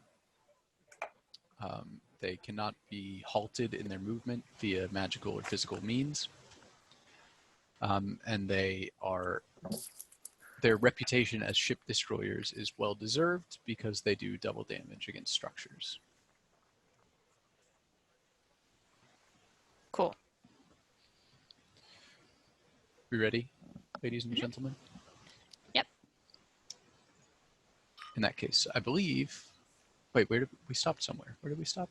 We were getting our belongings together because 2 hours away, we are going to be on the north side of Stale. I was. Oh, yeah. B-Red was going down with Tate. He's getting a room with Tate. Yep. Cool. So, let's walk into Tate's quarters. He closes the door behind you. You wanna drink then? Absolutely. Good. All right. He walks over and, you know what? Since it's our last day together, I'll break out the good stuff. Gets out 2 glasses. So what you're saying is, we weren't drinking the good stuff this whole time? I save the good stuff for people I like. Oh. And they're all fine, right? But I like you. So he breaks out these 2 actually really fine crystal glasses that you haven't seen before, as opposed to the mugs and stuff you guys have been drinking out of, and sets them down, pulls out a bottle that's got a silver, strangely enough, Kraken on the side. Like, actually sterling silver crafted to look like a Kraken is hanging onto this bottle. Looks really cool. Yeah. Opens it up and pours 2 thick glasses of liquid. Snaps his fingers. See, I can do this trick too. A little bit of fire appears on his thumb and he lights both of them. It was cool, right? Cool. Yes. To cool. Clink. Knocks it back. What do you want to talk about? If you didn't want to tell them that you want to join me on my ship, I can break the news for them. No. I've done it before. It's okay. We can pretend to No. Shanghai you. Whatever you like. No, so it's I like them a little bit too much sometimes, but well, I told them that I'd help them go kick a dragon's ass. Oh, right. So I gotta kind of fulfill that one because I feel like they couldn't do it without me, but I think they could. There's like a lot of them, and they're all pretty strong. Saw that. In their own way. But I heard that you were going to somewhere. Do you, where are you going? The Stoneheart. It's the elven city up north. So we're gonna have to stop somewhere and grab some stuff to sell them first. I was gonna ask you. I have a lot of stuff. And I was gonna see if you wanted to like trade some stuff. Right. Because I really like that dagger. It's a pretty cool dagger. What, this one? He pulls out Boomerfang. Yes. It's a rough day. I've had to pull out a bunch of my rarer finds and give them up. We had to part ways with what do you got, something Brad? that was, kind of irreplaceable. What do you want to trade? So I have a lot of stuff, and Let's see. Okay, let's count them up. Hold up. 1, 2, 3, 4, 5, 6, 7, 8, 9, 10, 12. 13. So I have 15 daggers, 4 crossbows, 235 crossbow bolts, and 200 arrows. What kind of crossbow? It's a hand crossbow. How many of those? I have 4. These all in good condition? Yes, pristine. How many bolts? 200. What was the other thing? I got the daggers, the bolts, and the crossbows. Oh, I have 150 arrows. 150 arrows, all right.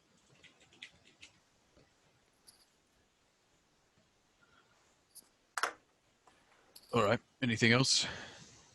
I don't know. Do you need anything else? Well, for this dagger, most certainly. All that stuff you just put on the table, you were selling that in a shop. Say you owned a shop, right? And you had all these as your goods. If you were selling those, they'd be worth about 100 gold pieces. All of that. Oh. It's a lot of stuff, but it's all pretty normal stuff. Yeah. So, the thing is, I was gonna say you could buy them from me for cheaper, and then you could sell them to the elves, or whoever you're gonna sell them to. Oh yeah, I'm going to be Or selling more. much higher than shopping prices for them. I'd give you 75 gold for the lot, assuming I'm going to make around 200 for the total once I get it to the right place.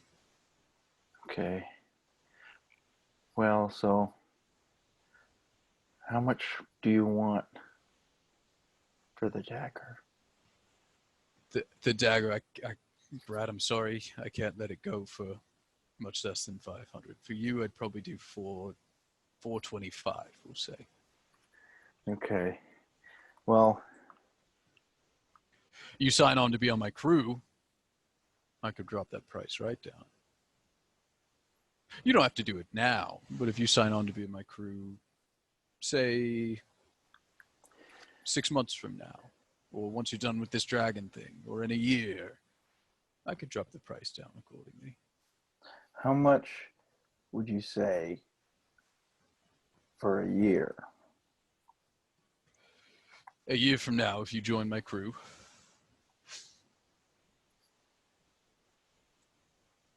I'd give it to you for 250. Now, keep in mind, you'd sign a contract. And there would be penalties for breaking it. Just, formal stuff. Tricky to handle that. But up to you. I'd love to have you aboard, so.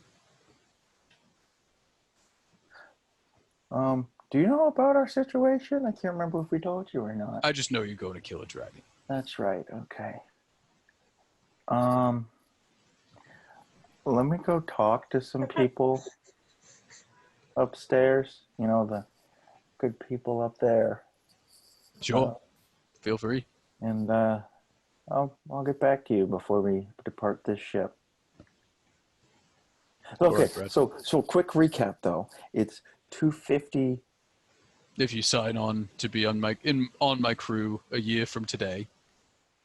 Okay. 425 if you're buying the dagger. 500 if any of your friends are buying it. Okay. So it's 425 minus all of the stuff as well, correct? I mean, yeah, sure. If you give me all the stuff, I'll take $75 off, or 75 gold off that price. So 425 minus 75 is like 350. Oh yeah, okay. Yeah, you're a lot better at math than me. I'm a merchant. That's true. Fine, upstanding merchant. Okay. So I'll go talk to them. I'll be back in a jiffy. Oh, all right. I'll be here. All right. Well, don't miss me too much. Okay, bye. See him pouring another drink as you walk out. So you go to the rest All of right. the. Yeah, I'm gonna go upstairs and converse with some people. Okay.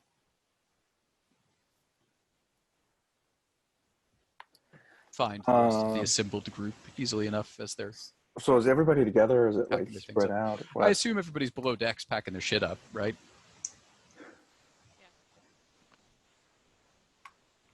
We can just Yeah. move them to be there. Okay. So I'm just going to approach the group as a whole. And ask. Ooh, Core's not there. If so, everybody on is this where everybody is on the map? We'll just say that yes. Okay. Okay. So, as you know, there's a dagger out there that's aboard this ship. That's a pretty cool weapon, and I've been negotiating to try to procure that item back into our possession. You mean your possession? It's the group's possession. This is not just a me thing. And everything's not about me. But I can't hear you, dude. You're muted.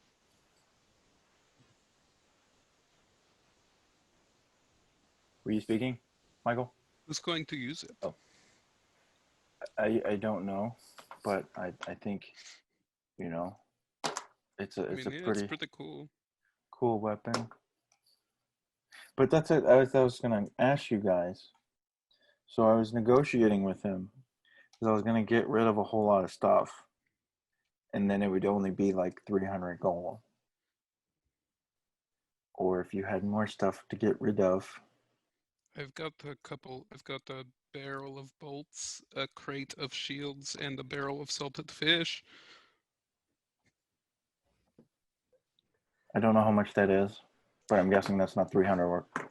I have 50 gold. Guys, what do we do with Core's horse? That's a question. Oh. I can ride a horse.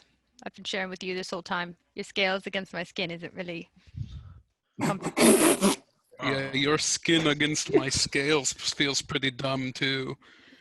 Is it the icicles? Because that's not my fault. No, I don't really mind the cold.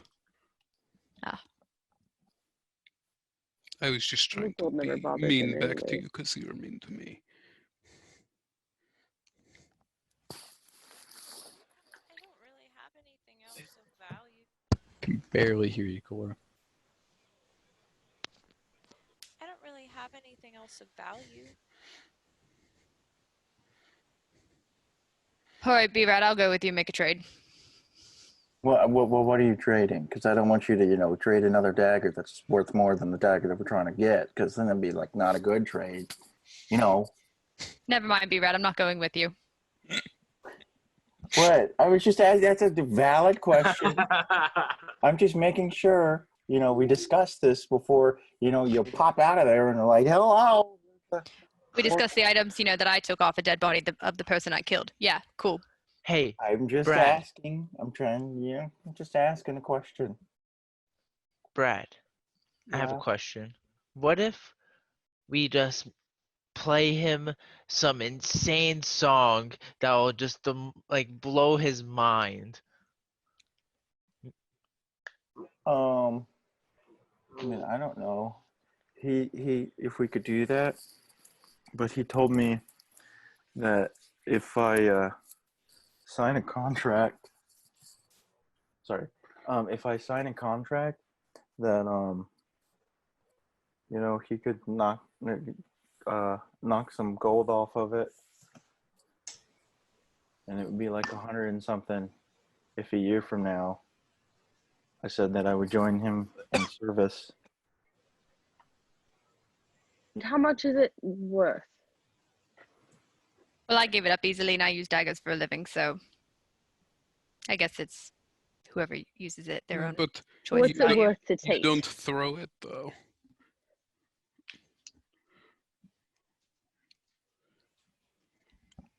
It is worth 500 gold. I have a pearl. Yeah, but who gave you? Isn't that pearl like from something? Isn't that I don't think we should get rid of that for, you know, a weapon. What is that pearl from? I don't really remember. It was in the first town. I think I found it somewhere. I would have to go back and look at some ancient notes to find that. Yeah. Those will probably be on my other laptop. But I thought it was, the only reason I asked is I thought it was something like storyline wise, because that's why I never asked to have it for I think identify. I had it for a long time. I think I don't know where I got it. I don't remember. Okay. Probably see if it's in my written Can notes. I ask you guys a question here? I haven't been with y'all Jamie, your mic. long. We can't hear you very well, Barely Jamie. hear you, yeah. Can you hear me any better? Yep. Yeah. Okay, perfect. I haven't been with you guys very long. So what is the significance of this dagger? Well, it went into Norfa and knocked him out You pretty almost well. killed my friend. And this person who had the dagger initially was part of Rizzo's group. Rizzo was Cole's like #1 enemy. I thought the dagger was really cool, especially when it hit Northern at that point. I was like, oh yeah, this would be awesome for me to have. But ever since I had it, I haven't used it. Just no time is cold for it. So I'm like, okay, I can give that up for us to have safe passage. Well, essentially safe passage. Now we see what happened. For us to get across. I think the thing that's probably the coolest about it is that when you throw it, once it impacts, it teleports back to your hand. Yeah. I mean, that's pretty cool. So for like, you know, somebody like me or somebody that throws something when they're not like close, because the last thing is like when they're flying or like up way up there, I'm like, my swords can't really hit that, or you know, like I don't know who else is close range now. I hit close range. Logan hits Well, close it's range. for you. Where usually all the of three us. of us are right there. Yeah, I know we Well, are. it's actually kind of almost more beneficial for somebody who isn't going to necessarily be close range because it allows them to stay further away. I mean, it could definitely be useful for you, I think B-Rad, it's for sure, useful. but I think it's definitely Well, I useful think for the group because the- it like comes back. The best question, I guess, is who does not have a magic weapon? Because what if we fight something where we have to have magic weapons to do damage? Who does not have a way to damage those? I don't have a magic weapon, but I have magic. Yeah, we can do like spells and stuff. I can channel divine energy. So it just sounds like it's really cool. Maybe sentimental because it knocked out Narfrin for some people. Yeah, that was funny. Who think that's really funny, but I don't know how actually useful it sounds. But you know, I don't have any money left, so I don't really have any possessions either, so I can't help you get it back. But, you know. Okay. I was just trying to get it back for the party, but if we come to an agreement if we don't need it, then we don't need it, and it's totally okay. I mean, you could. Just another dagger. I mean, you could make an agreement with Tate and tell him not to get rid of it. At least, right? I mean. Well, I think he likes it, so I think that's why he didn't get rid of it when you. You could ask him to hold on to it, and we could find him later if we really, really want it. I don't want it that bad, but I don't. I mean, since we're here, it's kind of one of those things where it's like I don't want to come back to here and be like, well, you know, now I owe you my life, because I think I'm a little bit more valuable than just Yeah, I don't think it's worth Silly old you guy. like telling him you're going to come back and be on his crew, because like worst case scenario, he becomes immortal and back in our time comes to kill you. Yeah, exactly. Because I don't want to make him mad. Because Don't sign any contracts. I don't know if you guys saw it or not, but when that Kraken was like, whoosh, whoosh, whoosh, I mean, when I was in its tentacle. Yeah, that is yeah, what he's I talking mean about. that's what I'm talking about. But you know when they were like turning the boat and stuff, and you saw that big thing come out, and it was like getting ready to like, I don't know what it was about to do, but it looked pretty intense.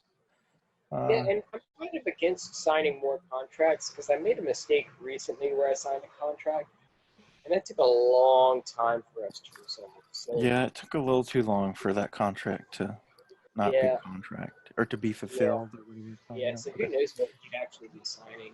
Yeah, but I was just bringing it up to the group, seeing what we decided as a whole. So I mean, I'll go. Yeah. my vote is I don't really care because I can make a dagger that I like more. Oh yeah, I forgot. You could make like whatever But you it wouldn't want. be magic, but That's true. I mean, you could always knock Narfern out with a different dagger too, right? I mean, that's Hey. fairly easily. Right. So That's that's like not one really a two challenge. strikes. yeah, You guys realize that he's about I right just- here. I say Narfin this shit just to him all the laughs. time. B-Red, how about I just make you like 100 daggers, so you don't have to worry about even going to get them later. I mean, I have like 15 right now, so it's okay. I mean, I was just asking the group what they thought. I mean, I definitely wish we can make could, me but I some just dragons, don't Zappa. think we have the funds to be able to do so right now. It seems like it would tap us out completely as Yeah. far as resources goes. What do you think? What are those people's names? The other guys? Red, The mages? Yeah. You guys seem pretty wise. They're not with the assembled group. Oh. They're over packing up alchemy supplies in the kind of bookshelf area. You Okay. can see them on the map. Well, I'm gonna go walk over to them and Okay. explain this whole thing and be like, so what do you guys think? Never been much of a fan of using daggers, personally. I would say that our resources are probably better spent elsewhere. I completely agree. Okay. Thank you for your input. Sure. And I stand there for an awkwardly length of time without saying anything, and I just turn around and I walk past the group, and as I'm walking by, I say, okay, I will go tell Tate our decision. Zafir, you raised your hand. I was just curious what an awkwardly length of time was. Yes. Just You like know. You know. Isn't that like a 8 quote seconds. on a video? I'm pretty sure that happens in one of the like news videos where someone's interviewed, and it's really funny. They say that. It might Never be, mind. Continue. what's that movie? Anchorman? Might be that movie. But yeah, I'm going to go walk towards, do the thing there. So I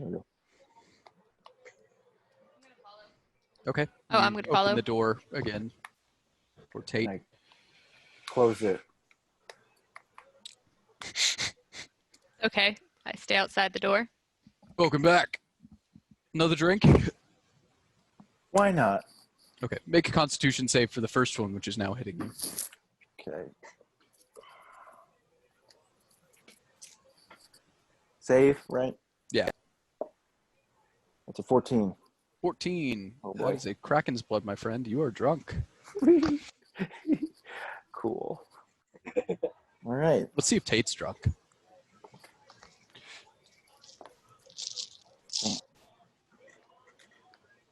Ooh, he might be. Oh, no, he just made it. He's proficient with con saves as a rogue. But, actually, I think he's double proficient. That's crazy. He's proficient with con saves? Yeah, it's a special feature The type of rogue. Tate. Ah, Not gotcha. of the type of rogue. It's a Tate thing. He's It's a Tate thing. He's an interesting dude. I'll let you guys see his. You could probably already see his character sheet if you logged on to DBon, but I ask you not to. His passive investigation is 22. He opens the door for you, Brad, or he kind of ushers you in as you come in. Welcome back. That was quick. You guys, I heard you kind of mumbling out there to each other. Just mumbling and mumbling and mumbling. Did you come to a decision? That stuff is good, whatever you gave me. It's Kraken's blood. The best, okay. the best you can buy, really. If you choose to buy it, you could also just take it if you want. But it's harder than taking just regular Kraken's blood. If it happens, it happens, you know. You want another? You said yes. I said yes, but I don't know. I think I should, but I don't then- know. But I will. And Fires both of them. You recognize the incantation as one that Kor also used. It's a firebolt that he's kind of channeling into his hands and controlling to light those both on fire. Passes it over to you, chugs his, makes another con save. right, we'll do the same. You make yours at disadvantage, my friend. Oh, yeah, that's right. Oh boy. Natural one. I am listening through the door, by the way. Thank God. Make a Okay, so perception check. First one is 21, and the second one was more than that. Great. Okay, so you're still just drunk. Cool. You do not puke or pass out, which is good. Sweet. Did you hear me? What, 21? 26. 26. Fuck. Yes. So let's Nat get 19. everything. You guys do all see Lex put her ear to the fucking door. So do you have a reaction to that? No. Okay. I'll just try to normal signal to her, things. be like, let me know what they're saying. Yeah, more curious if anything. So you're going to sign up for the crew. I knew that was good news that was going to come out of that conversation you were having, right? I'm right, Oh. right? I got some bad news. I Shit. got some more bad news. 2 of them. Yeah, I know. I wish it was better. But the first one is, I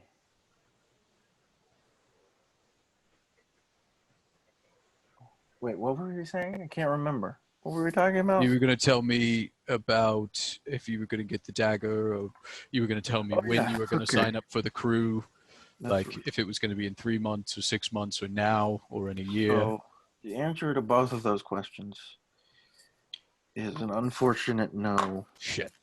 I know. Anything I can do to change your mind? What if I got you some Warforged upgrades, some like better arm blades, or I could get you better wood for your joints and stuff?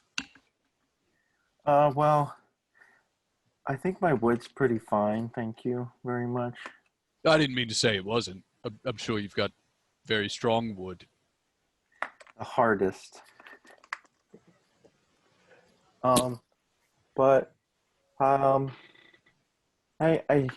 don't know. I feel like this really, I can really Right. count on these people and these lads, and I kind of don't want to see anything to happen to them, so I'm gonna stick Yeah. with them for a little bit, see where this all goes, what happens. But I wish you the best of luck in your endeavors. Mm. And then I give him, I stick out my hand as for a handshake. Does he take the hand? Okay. I shake his hand. And I say, it's just been a pleasure. And thank you for... You know what? I'm not done, Brad. Oh, okay. Can I, Continue. just in case you ever change your mind, you know those brain messages people get? Those things? Oh, yeah, the brain aneurysms, I think they're what they're Yeah. called. Yeah. Well, I used to be a magic person, right? Huh. Who'd have And thought? I still know how to do some of that stuff. Not all of it, but some of it. And you know how tattoos can sometimes have magic in them? I think I've heard about it, yes, but I don't think I've ever seen it in practice. Well, you'd be pretty hard to tattoo, but I think I could still get he burps, the same effect by carving a rune somewhere on you.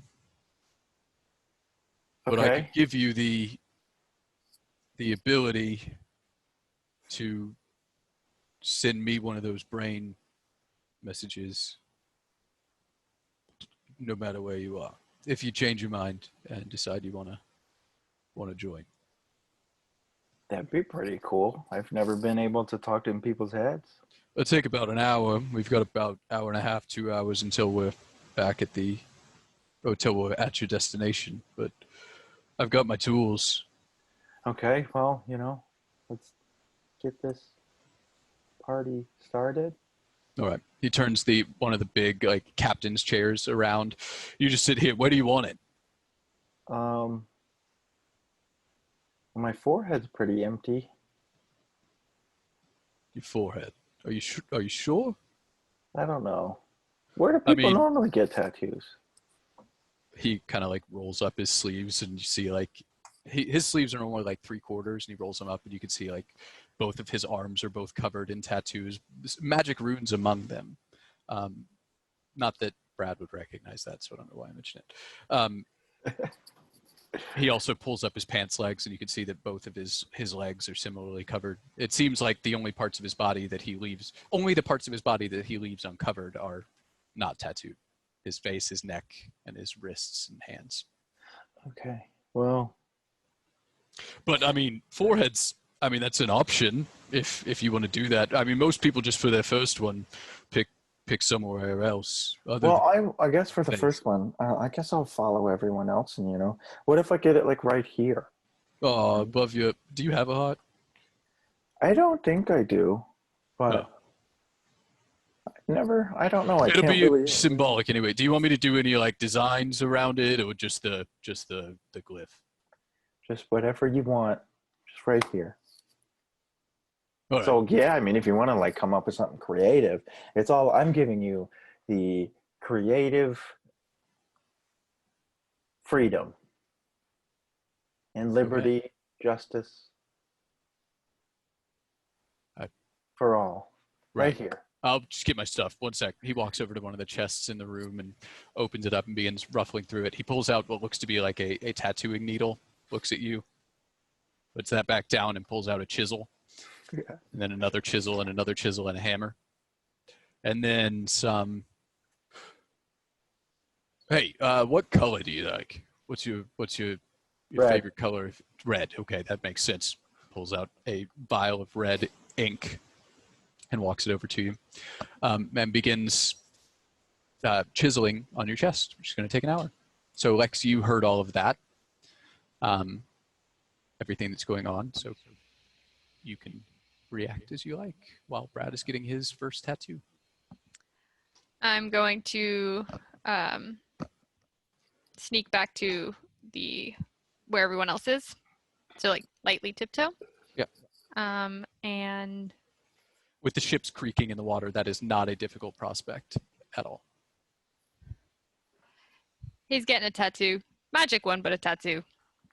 There's magic tattoos? That sounds awesome. Narfrim speaks up and is like, yeah, I was going to get one in Neverwinter, but the magic ones were too expensive, so I got the unicorn. How much were the magic ones? 5,000 gold. That's a lot of money, shit. But I imagine he's not British. He kind of is. It's just so slightly, though. It's so hard to do. There's all kinds of variations. So I assume there'd be more expensive and less expensive ones. Well, B-Rod's getting the mind message spell kind of thing that Zaffa has. Mind message spell. I think what he's doing right now is worth way more than that dagger. I bet the chisel on that is pretty hard to How did he convince him get to beer do at. They've both been drinking. It's B-Rod, Tate. I don't fucking know their relationship. I stopped trying to understand it. What if it's just a way to track Brad?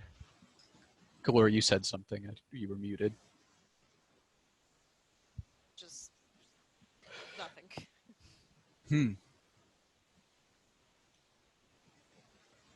I guess that's a possibility. I can track people I can You're welcome. identify it later though. Yeah. And if it is something bad, I can probably use dispel magic, so it's okay. Oh shit! Like I thought, I was like, oh, if they're tracking B-Rad, then we have a backup. That's fine. Where's But- he getting the tattoo? Well, initially he wanted it on his forehead, which. We But have had marks there before. no, he's going with his arm. I think they idolize each other, Tate and B-Rad. It's weird. Well, they're quite a cute couple, says Narfin. Yeah, they got a bromance. That's for sure. I think what. I suppose I'm not good at recognizing those things. Wait, they like each other? Like? Yet again, I don't know. I did not get that vibe from that. But legitimately, I'm not the person to ask. Oh, a zone of truth on you. You're casting Zone of Truth on me? No. I will tell you anything. Just let them be. Maybe that love potion's still wearing off, right? You know what you should do? You should put Zone of Truth on them, and then they can tell them how they really feel.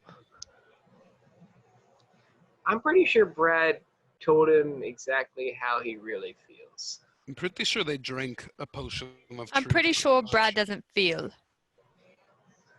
Oh yeah. I don't know. He seems quite honest. And yeah, did you guys kind. know? Remember when he wanted that necklace a lot to make him sing? True. He's got a pretty spectacular voice. Yeah, but that's just the necklace. But I think he wanted. It kind of seems like he wanted the necklace because he knew it made us have feelings, and it lets him see feelings that he doesn't get to feel. Besides, I'm pretty So sure you he did was marry. happy when he kills, right? He seems very excited to kill when he's allowed to. There is I would say a similar thrill in the two. But are we going to Stale is where Warforged are from, right? Yeah. I think just maybe before we go to fight the dragon, just in case we die, we try and see some of maybe some of history of Warforged, so Brad can kind of You think they do know upgrades himself more.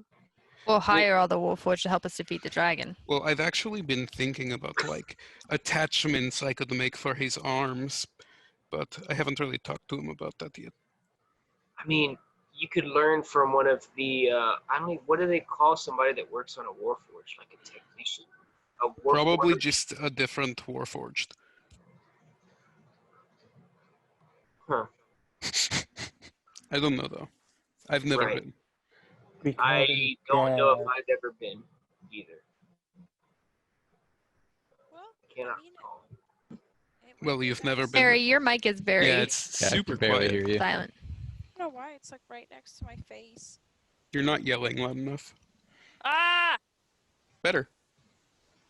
I don't know where the Warforged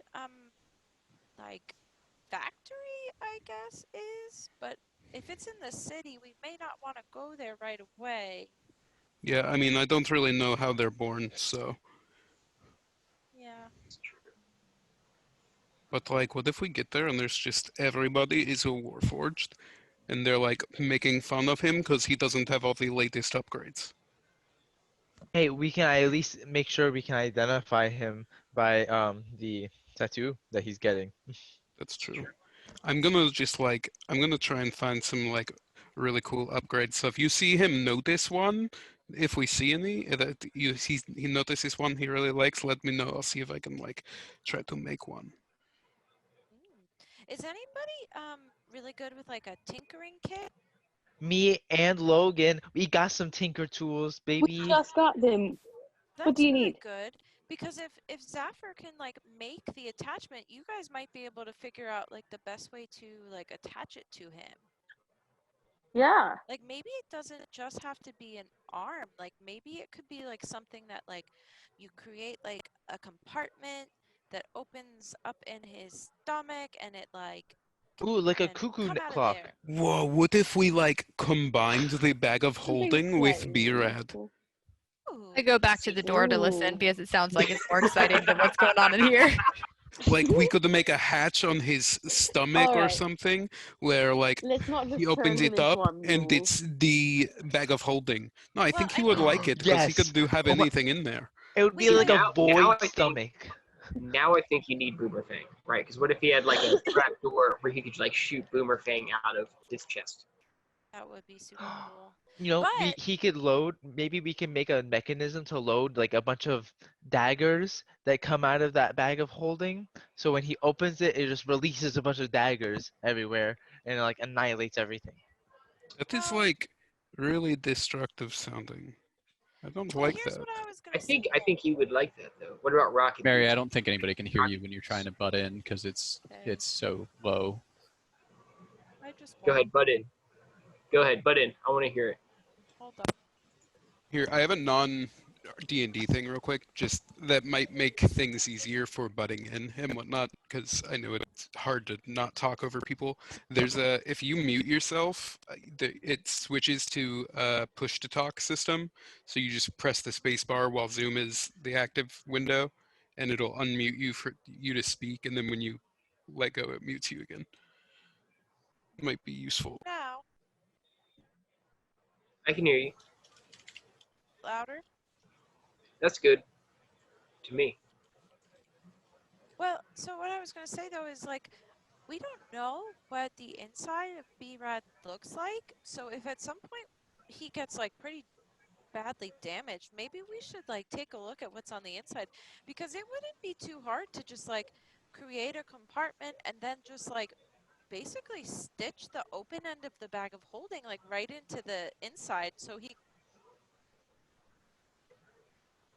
just chuck things in there, Huh. you know?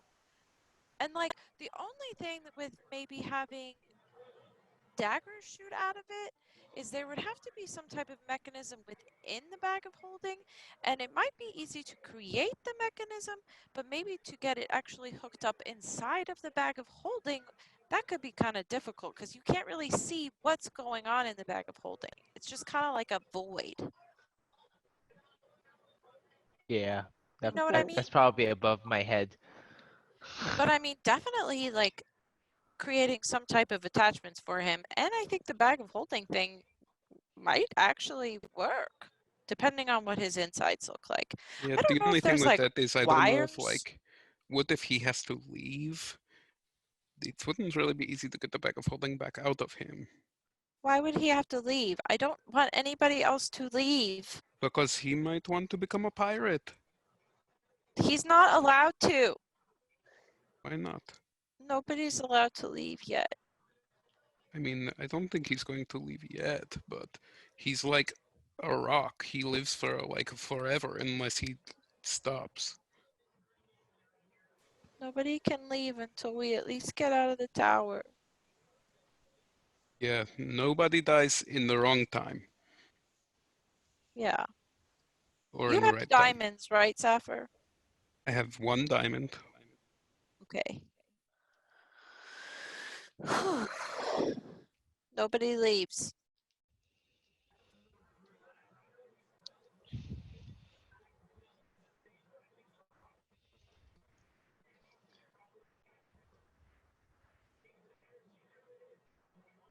You guys done talking? Yeah. Yep. Okay. So I assume you guys just go back to packing your things up. And Lex, are you going to be just listening at the door for the tattoo bants? Okay. I am gonna be waiting till they come out because I want to ask Tate about the tattoo. Okay. So Tate continues to chisel on your chest. It's looking like, I mean, you can barely see it putting your head down there because of where it's positioned, but it's looking like it's going to be around like this big.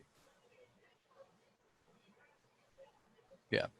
And he's starting with, you know, the broad strokes, the line work and things like that, and then is slowly getting into more detailed nuance.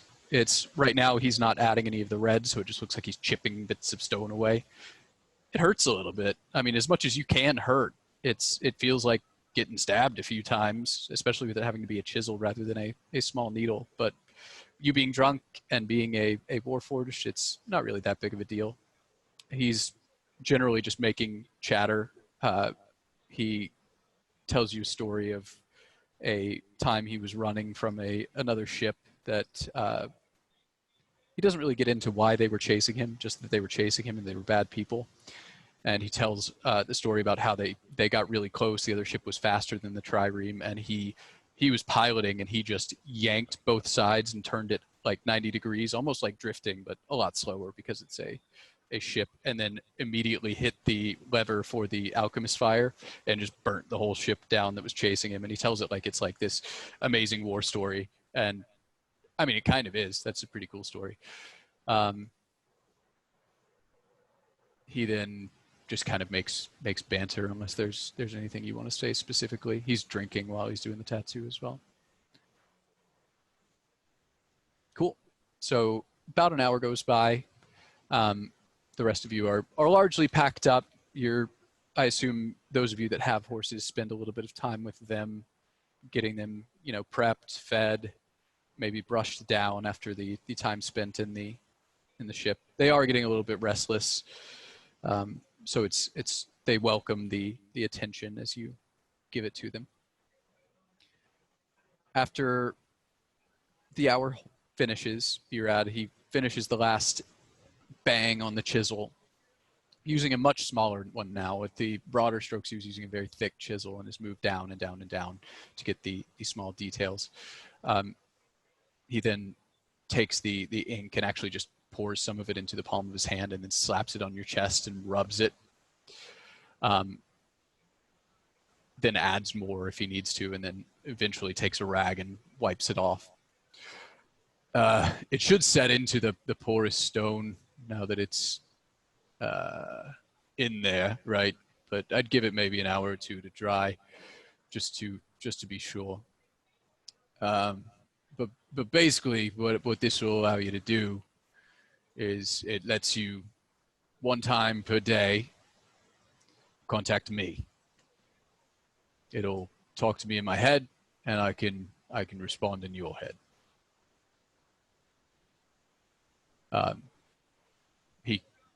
I guess I should show you what it looks like. He reaches down into one of his pouches and pulls out that same small mirror that he had before. Actually, no, that was somebody else that had a mirror, but he's pulling out a mirror because he also has one. It looks like this. Share screen. Just so you know, if I hear footsteps like approaching the door from the other side, I'm going to back away. I thought the kind of bloody look would look good on you. I like it. That's cool.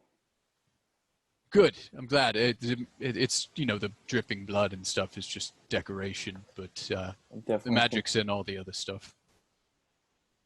Oh, cool. And I'll add a feat for that. Okay, cool. Hey, Matt. Yeah. Just as a note, during that time when we kind of like went down to talk to to pay attention to our horses, Kalora is going to ritually cast Speak with Animals, and she's going to go to Kor's horse and just tell Kor's horse that Kor is no longer its master and rider, and that Lex will be riding him in Kor's stead, and just kind of give some comforting words and some apples. It's confused, but I mean, it's only been with you guys for a short time, and it's maybe had previous riders before, so it's not too much of a shock. It really enjoys the apples. Cool. And I give some apples to my horse as well. Also appreciative. Yeah, like I said, Brad, just give it an hour, and maybe don't try it out today. Try it tomorrow, because we're talking right now. Yeah?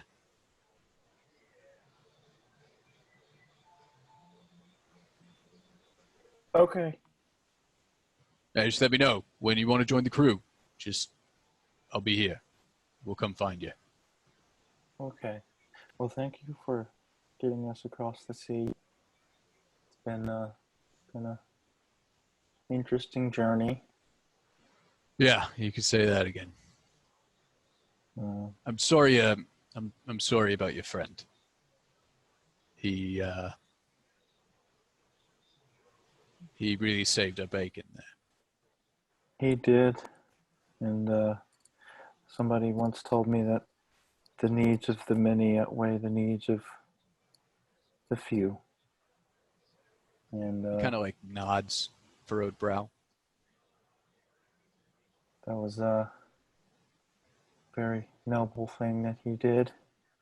And because if, you know, as bad as this is going to sound, I think one of us sacrificing themselves is better than um,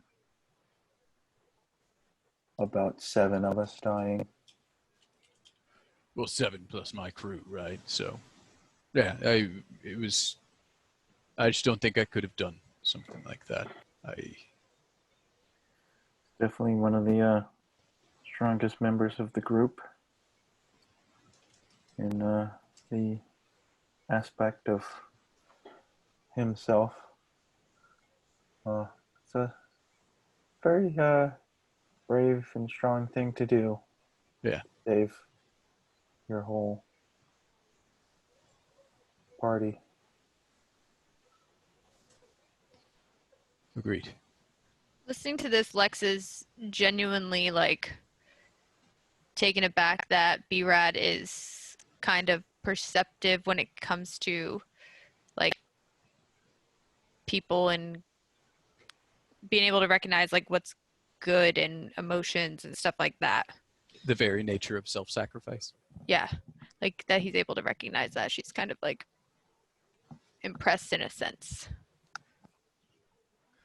Well, all right. I'm going to go back to navigation. We got about probably half an hour before we hit the shore, so I'm going to bring her in. Nobody brings my ship to shore but me. Thank Walks you. to the door, opens it Okay. up. Told you as I heard footsteps approaching, I would have moved. Yeah. And he actually just turns around. Did you want to sell me all that shit?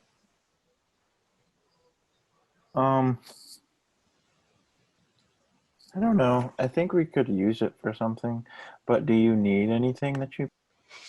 I mean, I can always pick up equipment somewhere else. If you need it, keep it. Okay. Well, I'm going to keep it for now, but yeah, I'll see you around. Sure thing. He claps you on the shoulder and then walks out into navigation. Sees you, Lex, as he walks out, just kind of nods. I'm going to walk back to the group and get my stuff all packed up and help with whatever we need to, get going. You guys all notice Brad's new tat as he walks out, especially knowing that it was happening. I'm muted.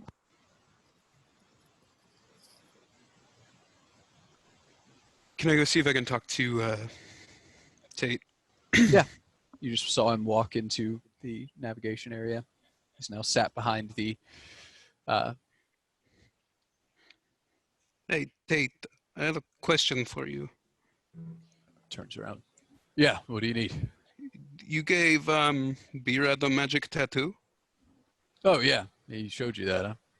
Yeah. Can you do like different kinds of tattoos? If we've got the materials, yeah. The simple ones like that, I mean, that's not too bad, but they do cost quite a bit in materials. I'm just making a bet that B-Rad will someday be on the crew, and I think he'd be worth more than what that cost me to put on him. Gotcha. What kind of like tattoos can you make? I mean, there's a few limits, but there aren't many.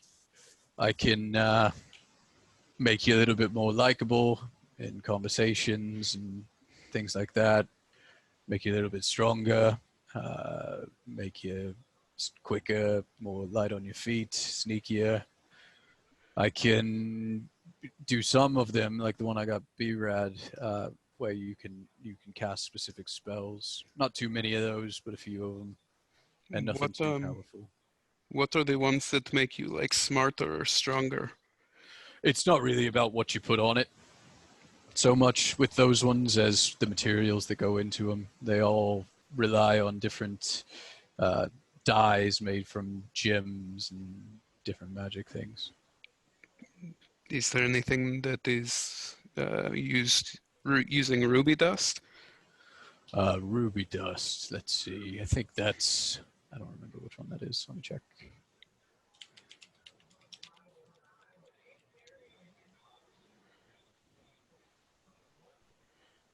The ruby dust is strength. That's what that would increase. How much ruby dust would it be? About 2,200 worth. Okay. And then you got to factor in the cost of the other stuff you got to put in it as well. All in all, it probably ended up costing you 3,500. Okay. That's including my time. Well, I can do the message thing that you gave to B-Rad, but if I get the materials I need and enough to pay you, can I call on you to maybe do that if we're still around? If I'm not busy, sure. All right, cool. Thank you. Oh wait, what would make me like a better like at noticing things and like picking up on people's thoughts, or not thoughts, but like, you know what I mean? Oh, more wise. Yeah, like that. That'd What be kind of gem is that? jade. Jade. You need quite a bit of it. Okay. Like around the same amount as Yeah, it's as just the a lot ruby. more because rubies are more expensive. So like, just like get like 3,000 gold worth of jade if I want that, to let you know. Sure, that'll work. Cool. Okay. Well, that's really cool. How did you learn to do that? It's okay. I'll leave you alone. I know my past. That's it's all. been a long day. Maybe you can tell me about it when I get the tattoo from you. Might cost you a couple extra hundred, but it can be arranged. Okay. And I'll head out. Okay. Zafir, when you were in that room, since he was sitting at the navigation chair, you would have noticed with your passive perception the view screen in front of you. The sun is somewhat low in the sky. It's still solidly daytime, but you could see the coast beginning to appear, only really being able to make out the green of the trees behind the beach and the rocky outcroppings that kind of sit between the beach and the tree line. Well, as I'm leaving, then I'll just be like, how much longer until we make it to shore? If I had to guess, 20 minutes, but I've also got to find a good place to land, so better call it half an hour. All right. See you soon. Yep. I'll walk out. Okay.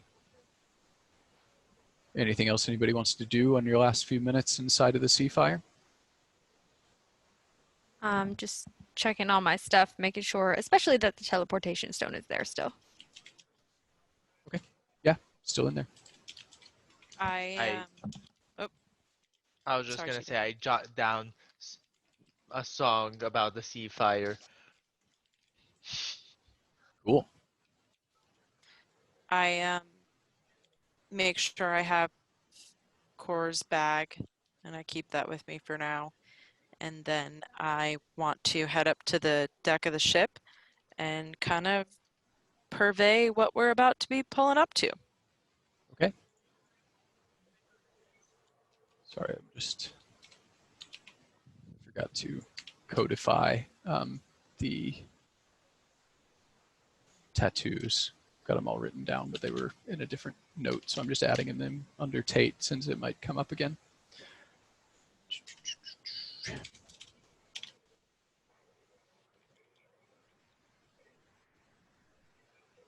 Did you guys add the magical items to your inventories that I created?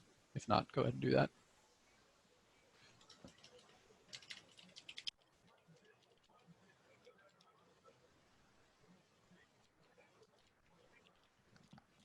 Okay, cool. So anybody else going up on the top deck with Kalora? Yeah, I suppose I'd go. Okay. I would go. All right, so you guys finish up I'll packing head up up your as well. belongings, and those of you that choose to head up top, and about 15 minutes later, the shoreline is pretty evident. So let me just give you a little bit of monologue here. You approach the shore, and your first view of Stale emerges from the mist.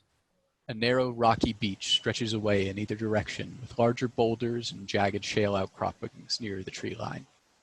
The forest beyond is thick, old, and foreboding. The mist gives it an ethereal mystery. Are its impenetrable boughs hiding dark secrets or untold treasure? Will this country be your doom, your salvation, or merely your revenge? These thoughts and others, especially given the last day's events that I didn't have when I wrote this monologue, these thoughts and others lay heavily on your minds as you near the shore, the ship moving deftly under the hands of Captain Tate the Mad through the water, looking for a suitable place to land. You notice a couple areas would be very difficult to actually land at due to rocks that sit below the surface and would scrape the bottom of this very deep boat. So Tate, being a very good steerer of boats, navigates around them and manages to find a location that he can get the boat in, probably around 20 or 30 feet from shore. It looks shallow enough. It's actually kind of interesting. The boat pulls up and he gets right up next to this outcropping that would have sheared the bottom of the boat off, but will basically act as almost a sandbar kind of thing to allow you guys to exit the boat. So where the boat is sitting, it's like 60, 70 feet deep, but just in front of that, it's only about 4. He pulls the boat to a stop, and it stops still, the oars not moving in the water.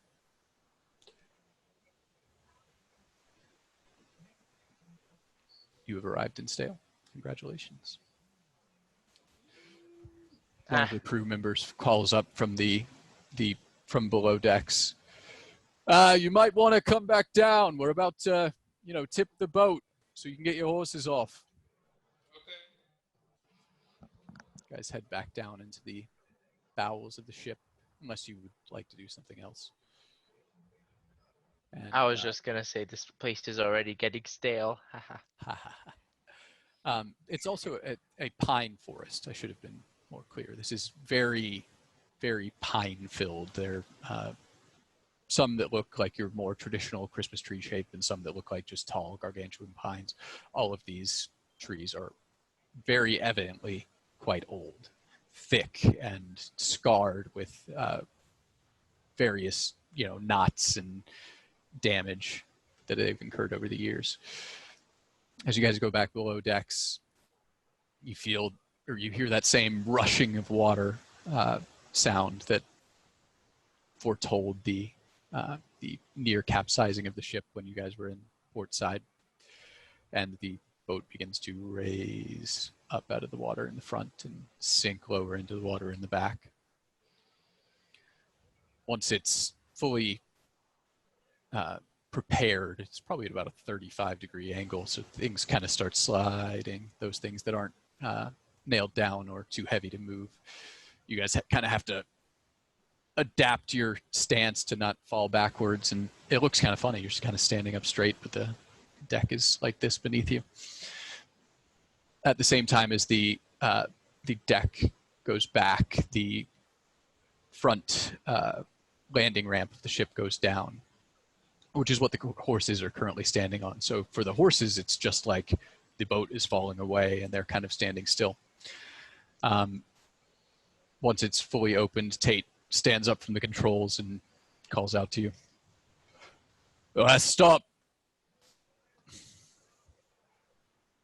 Horton, Archibald, and the rest of the crew kind of head up to where Tate is as well to see you off.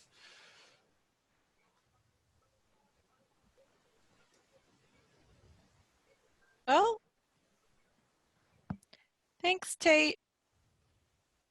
Sure.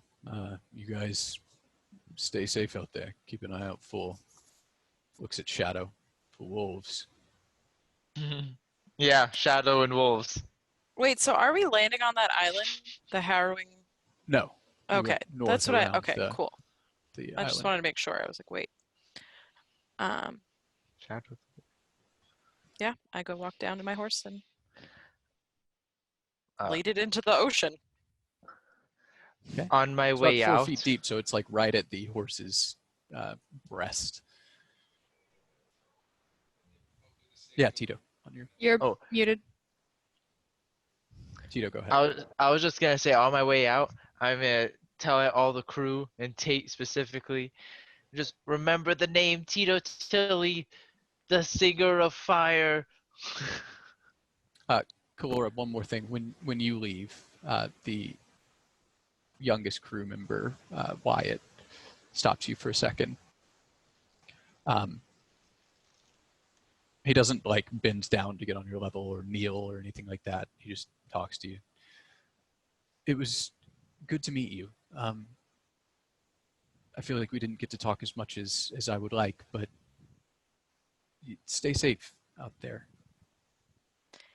Thanks. Yeah, I was hoping to kind of talk to you more, but as you probably saw, the last few days have been, well, they've been what they've been. I get it.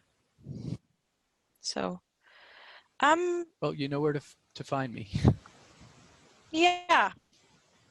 He kind of blushes Thanks. a little bit. I get on my horse. Anything else to say to the crew, guys? I go up to Tate and just put my hand on his shoulder. And in Thieves' Cant, I say, I know our friend Cole is now the emissary of the Kraken, but you don't kill him. We'll make sure B-Rad makes it out alive. Fair? He says back in Thieves' Cant, well, you'd kill B-Rad if I killed Cole? That doesn't...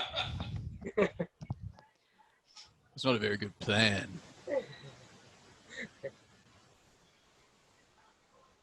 I get the sentiment. I mean, I'm not going to try to take on the Kraken anyway, so... Cole's safe from the sea fire. That's all I wanted to hear in Thieves' Cant. And then I turn around with my horse. Okay. Anything else? One other thing that I completely Michael's trying to talk. Go ahead. Michael says he just waves. I just wave. Okay.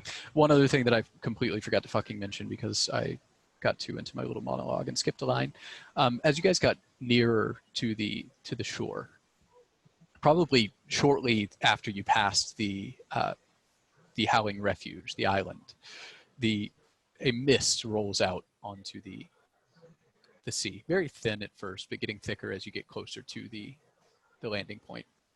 When the doors open and you guys see the island in all its glory, or the country in all its glory, I should say, mist actually rolls into the boat.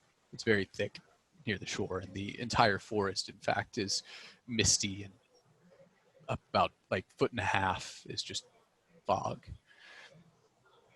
But you guys exit the ship. You're out as you walk out. Tate claps you on the back. Use that tattoo, my friend.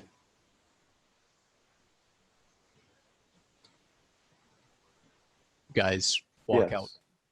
onto the rocky outcropping on your horses, and it looks like you should be able to ride all the way to the rocky beach.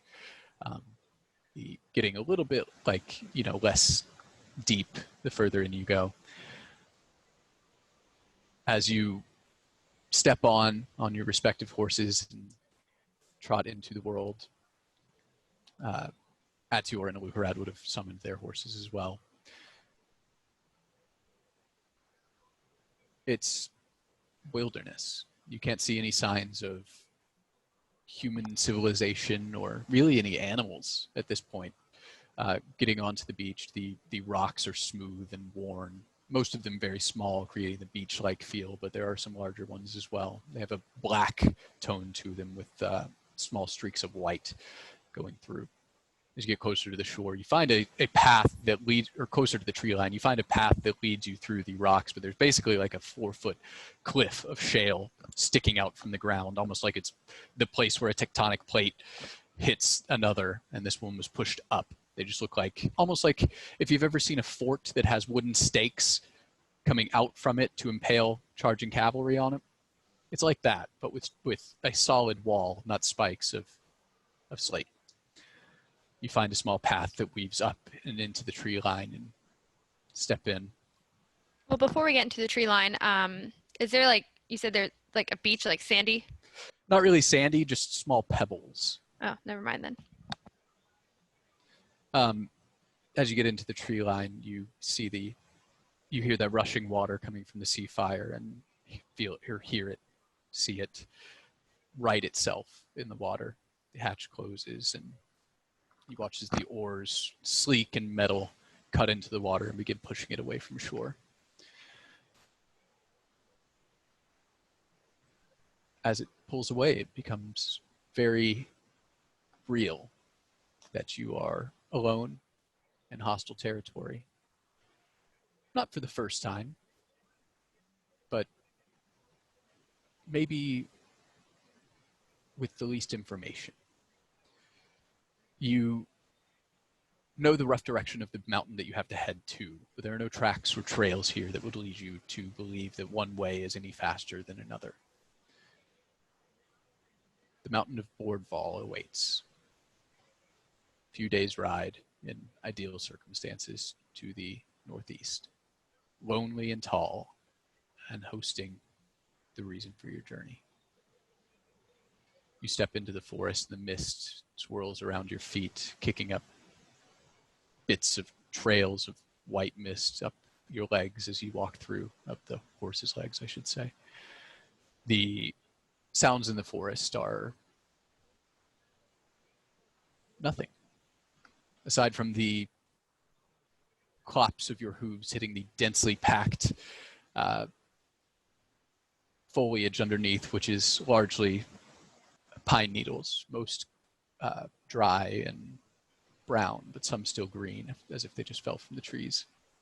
The atmosphere is thick and wet, and surprisingly, though, you went directly east from a very tropical, sunny, and hot destination. It is somewhat cool under the boughs of the trees, probably somewhere in the realm of 62 degrees.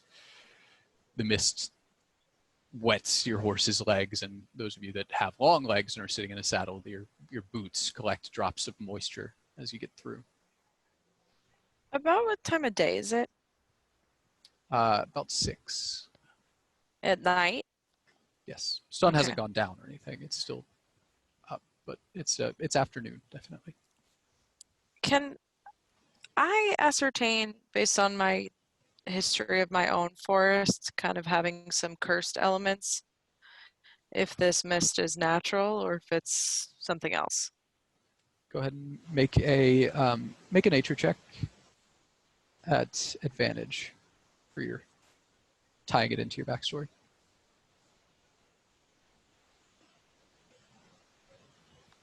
Also, you said there were no sounds except just the hooves.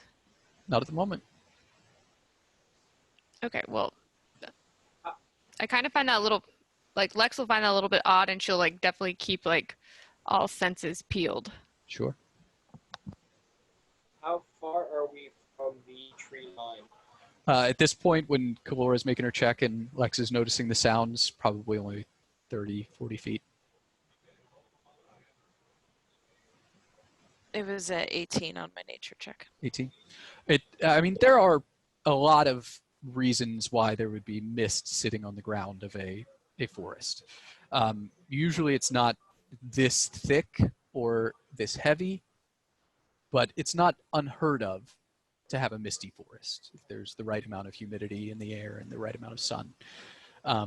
This seems more than would be natural. You don't get the sense that it's, evil or dangerous, but it's definitely not 100% natural.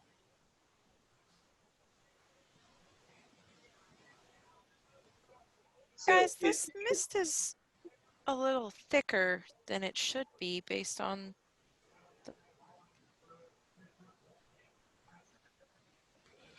Narfrin looks around and says, actually, I'll roll for it. Let's see.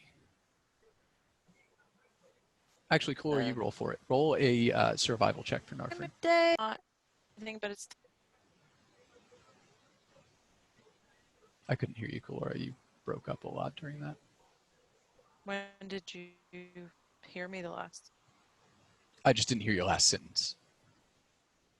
What did you hear? Because I said a lot. I mean, it was breaking up, so I didn't hear much. Okay. You said something about time of day. Okay. I was just basically saying what you said in more words. Yeah, roll a nature or survival check for Narfrin, please, since you got his sheet.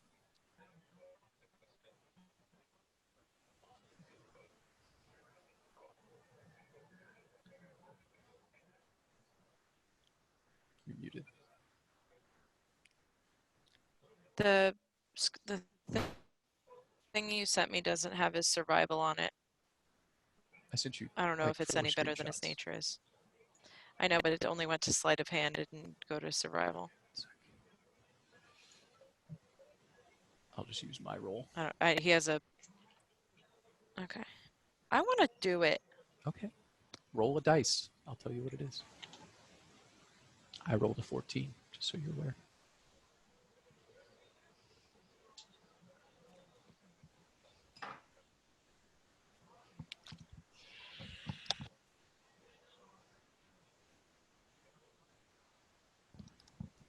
I rolled a 16. Okay, so that's a total of 20-something. I don't see any tracks anywhere. It's almost like there's no one that lives here. It's maybe just because of the needles, but also these trees are ancient, hundreds of years old, which is weird for pine trees. I Generally, like they how fall old you over. are. I mean, old. Yeah, that's what I'm saying. Haha.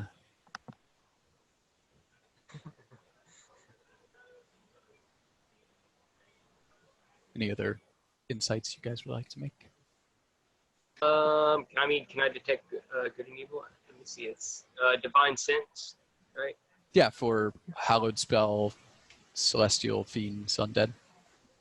But I would want to go to the tree line. I'd say maybe within 5 feet of the tree line. Okay. Have your horse go back. What was real that? Quick. You turn your horse back real quick and just gallop over there. Yeah. Great. I mean, the trees are really thick, so it wouldn't be necessarily a gallop, but you can manage to get your horse over there. Hold on, my mind is messed up. We're not going towards the tree line. No, you just arrived on the beach, and then you went into the trees. Oh, so we're past the tree line. Okay, yeah, no, that's fine. I don't want to go back to the beach. I just want to wherever we're at. Okay. Yeah. I'll just pop it, see if something's like following us, I guess, or near us. Sure. You get no senses for any of those in this area. Okay.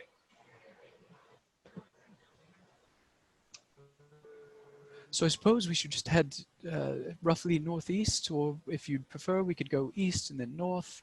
We've quite some miles to cover, and I don't know what the roads are like here.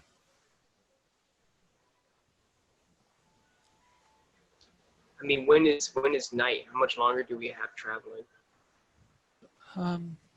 I'd say probably around 3 hours, maybe 9 would be a good time to stop. That way we can get at it early in the morning. Should we try and find cover before that while there's at least a little bit of light? Or I guess it doesn't matter. We have magical sources of light. And we'll be able to easily keep us sheltered for the night. We have spells for that, so to speak. Okay, fantastic. So yeah, I'm ready to get going personally. Okay. Yeah, I think it's like I would probably know the direct, not like the best route, but just like probably like straight on to Yeah, you Boardvale, would know right? exactly where Northwest is. You don't know exactly where. Yeah. Have you seen a map of Stale? I don't think you have. I've seen 2 maps. I do have one of Stale. Fully of Stale, or that one that includes Sheador and Stale? Because that one does not include Boardfall on it. I don't remember. I have the world map, and then I have the other one that's Shador and Stale. Okay. Well, the world map is more big political boundaries rather than specific geographical ones. So it wouldn't have a Gotcha. mountain on it. It would just have the borders of Stale and the name Stale in it. That kind of Okay. map. So I would just kind of just go northwest, assuming that's correct, probably. Yeah, because you know exactly where Northwest is, so you can kind of point the crew. So I'll kind of take the lead. Like, we're going to go this way. Okay.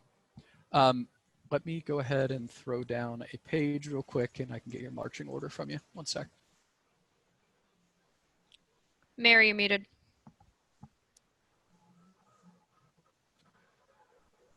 I'm not. Can you guys hear me now? Yeah. I'm having so many troubles. I'd like to do something before we fully get on the way. Okay. So let me know when you're ready, Matt. You go ahead. I'm going to use my wand and I'm going to cast Speak with Plants. I want to talk to the surrounding wild trees. Okay, sure. Okay. I can have that for 10 minutes, by the way, so I'd like to keep it up even when we keep going a little bit further.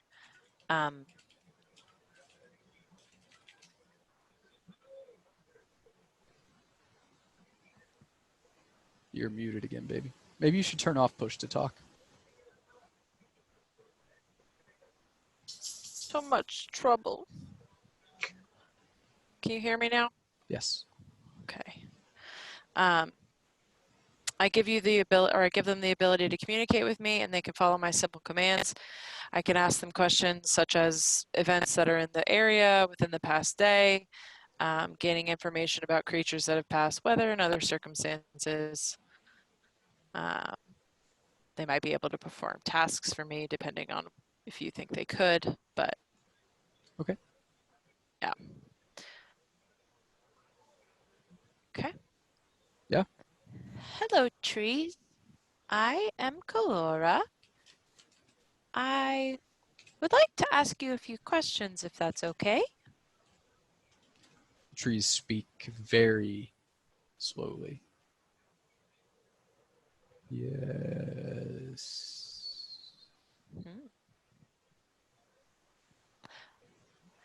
The mist that is in this forest, what causes it?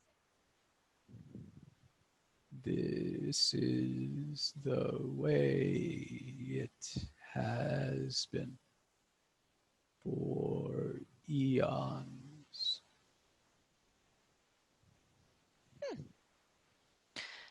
And are there any specific creatures that live in this area that we should be on the lookout for?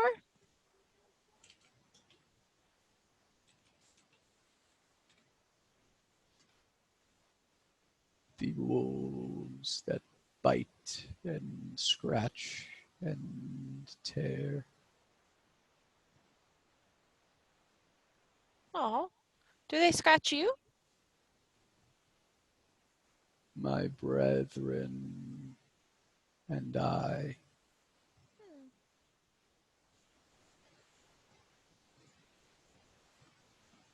Wow. Well, is there anything else anybody would like me to ask the trees? You're speaking to the trees. Why am I not surprised? Yeah, you can't hear them? No. No, Kalora. Well, they're just being very clear, so I didn't know. Do you want to ask them the direct route to Boardvale, or if they've seen a dragon? Oh yeah, I could ask them that. Hey, trees, have you guys seen a dragon recently? We know this dragon, black of wing and scale. Have you seen him in like the past, let's say, week? Like I don't know, maybe 5 or 7 sunrises? I no longer count the days as they pass. Okay, but like, have you seen him today? His the boughs of the tree kind of rustle at the top. I have seen this dragon sometime not too long past. Okay, okay. And what about the mountain? Is there an easy route for us to follow to get to it? I have not seen any mountain. Darn. Okay. Do you know how old you are? I no longer count the days as they pass. Okay. So they don't know the best route to get to the mountain because they haven't seen the mountain, but they have seen the dragon somewhat recently. They don't count the days anymore because they're super old. Or the trees, and I don't know if they know how to count. Well, they can count by sunrises. They know how many times they wake up. There. Just like, when a flower sees the sun, it opens and turns its body towards it. I suppose, yeah. I've seen that once or twice. So at least within a tree's relative memory of sometime recently, which took months, but they've definitely seen the dragon. I didn't learn that much. I'm sorry. Did they know who was riding the dragon? I could ask. Hey, trees, have you guys ever seen a man atop of the dragon? The dragon's rider brings death and pain. Does he bring death and pain to you trees?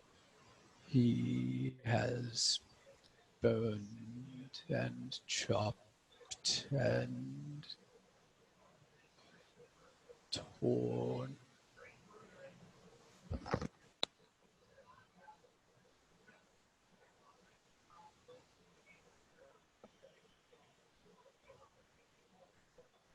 I think you're. She cut out. She cut out real quick. Oh. Just give it a sec. I'm adding you guys all to this battle map. So, not a battle map, just a map. By the way, ever since we got to, whatchamacallit, Portside, like, these adventures have been hella fun. That's not just the fireball talking, just so you know. Thank you. You're welcome. I've had fun as well. Are you trying to flex on us with your fireball? Because I'm trying to be Tito. Oh, shit. Should have got the Tito's and the fireball. Okay. Sorry, guys. My connection It's not as good as B-Rads or and something. Tate's. Matt? Yes. That might be one of I'm gonna come up to you the because now my good phone's not jokes. working either. Why is your phone not working?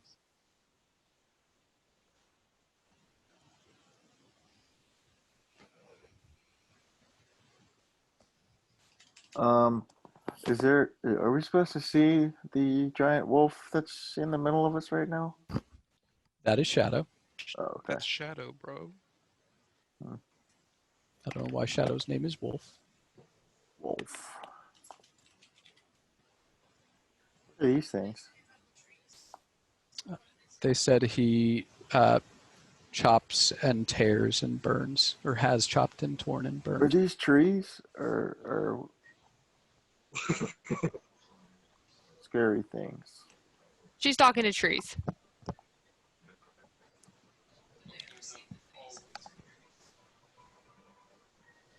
She just asked if they've ever seen the face of the rider, and the tree responds,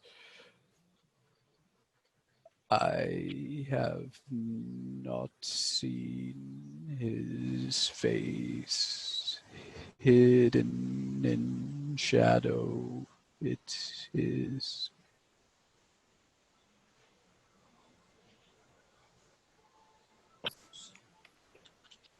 Can we hear everything the tree's saying, or is this just directly to Kalora? Just directly to Kalora. I'm just That's giving what I it to you guys and the recording. Okay.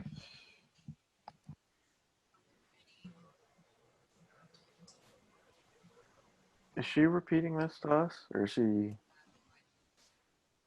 Local fauna that might cause harm?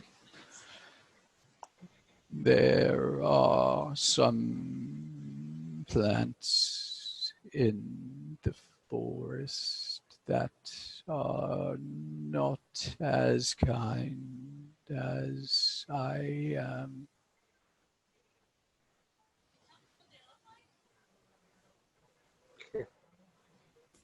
These can look like tree and bush, and some do look like flowers.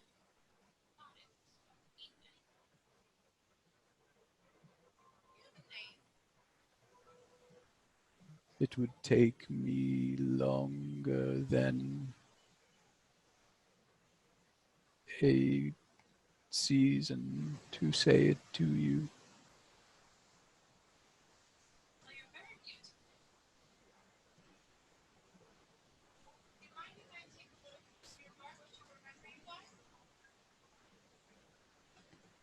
Take discarded bark on floor and do not tear my body. Oh.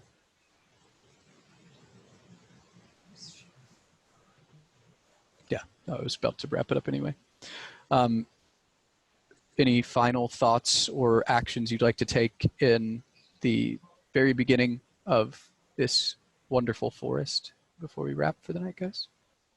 Well, I was just going to ask Kalora exactly what he said, but I know Mary's having difficulties. Yeah, Kalora, are you going to hear?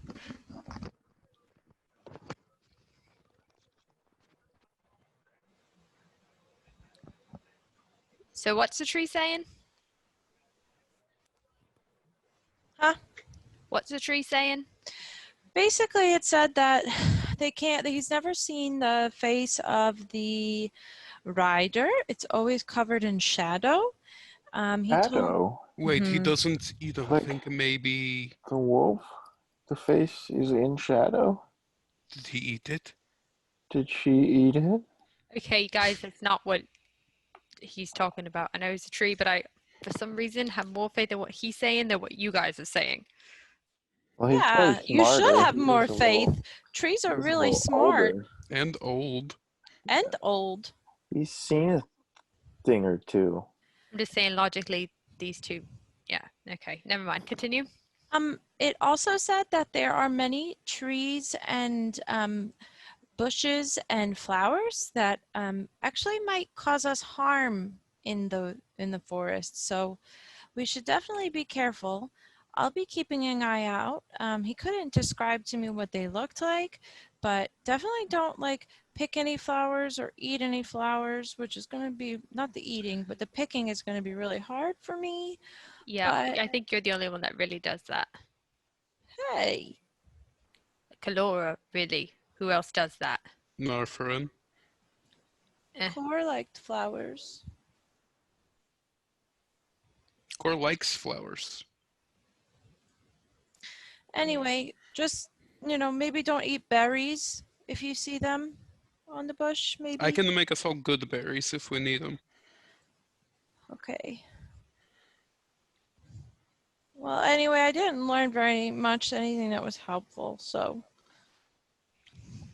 it is what it is. Well, what you I told think- us is that they haven't been able to see the face of this guy, so that means that this guy has not come past this tree in particular, so he hasn't come this way. He just said it's covered in shadow, not that it's never walked by him. Yeah, I think he has seen it. It's just he hasn't seen it. Like, it's just like shadows where a face would be. Okay, well, that's something that we found out. I think also not eating the, foliage is a good idea. Which I still think it would be better than Narfrin's cooking, but hey, Who knows what might be more poisonous? I've never had Nafrin's cooking before, so I can't honestly say. Well,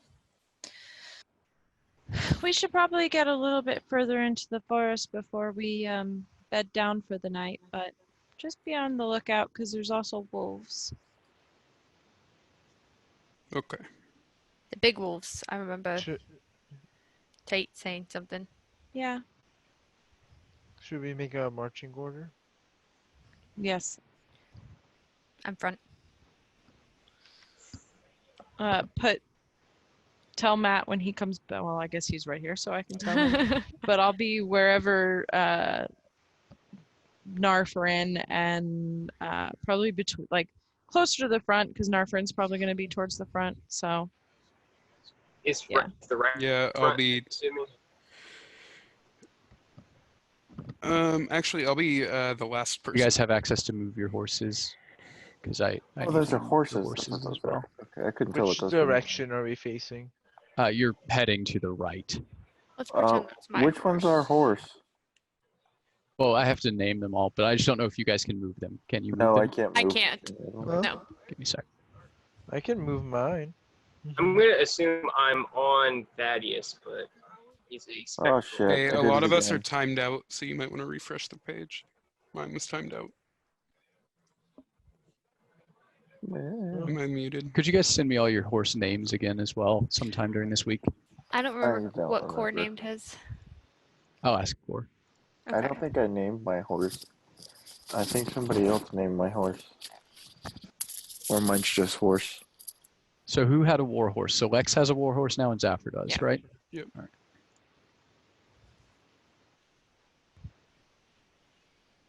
I don't remember. Steve.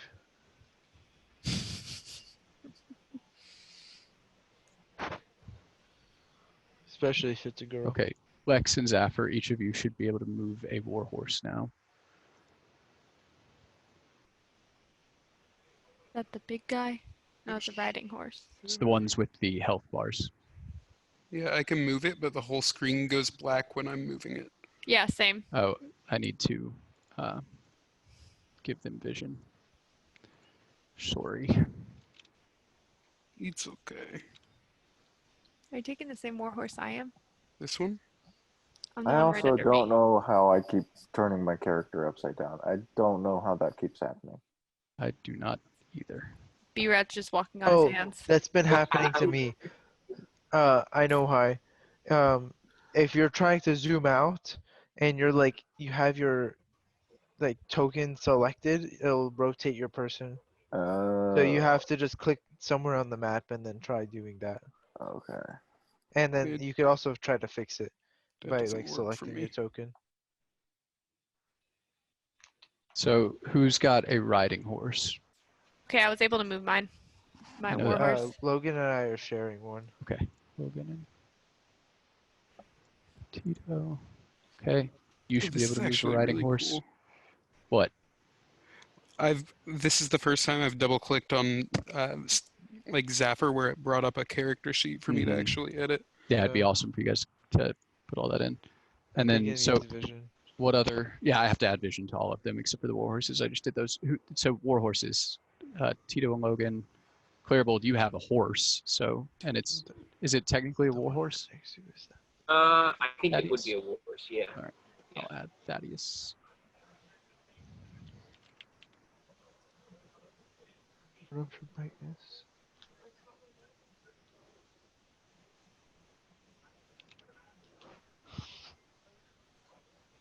There's Thaddeus. Where is he? One sec. Is he the blue I one? didn't add him as a fucking actor. One sec. This is hard. How are you spelling Thaddeus? Thaddeus.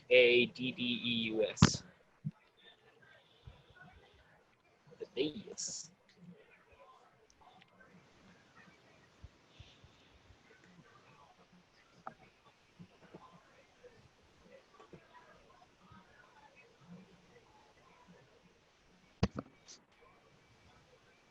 I think we decided Faye, right? I didn't Couldn't hear hear that, you, Jamie. Oh, sorry. I said I think we decided he was Faye, or you asked me that question, and I was supposed to respond at some point. Yeah.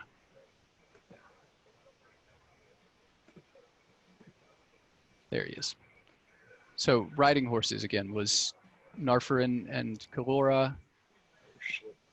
Hezrian has one.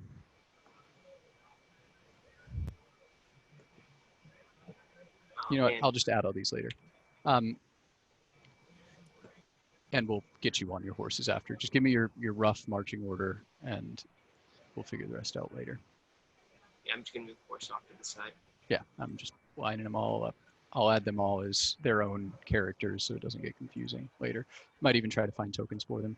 If you guys would, just at some point this week, send me your horse's name and its coloration, and I'll try to find a token that works for it as well.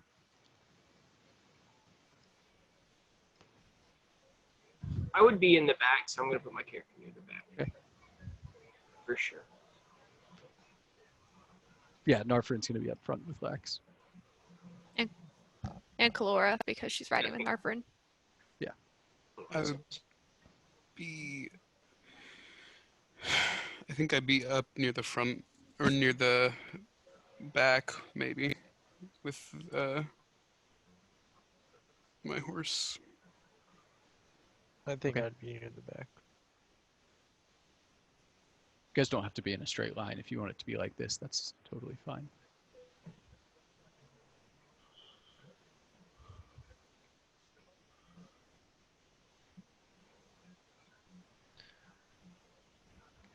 Okay, I'll be in the middle. I'm good with the middle. Where do you want to be, Logan? Do you want to be in the back-ish? Erad, you're not in front of me. There.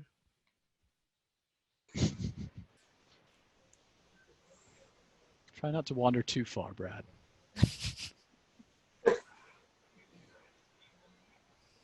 Who knows what you might find. Emotions? Perhaps. Doubt it.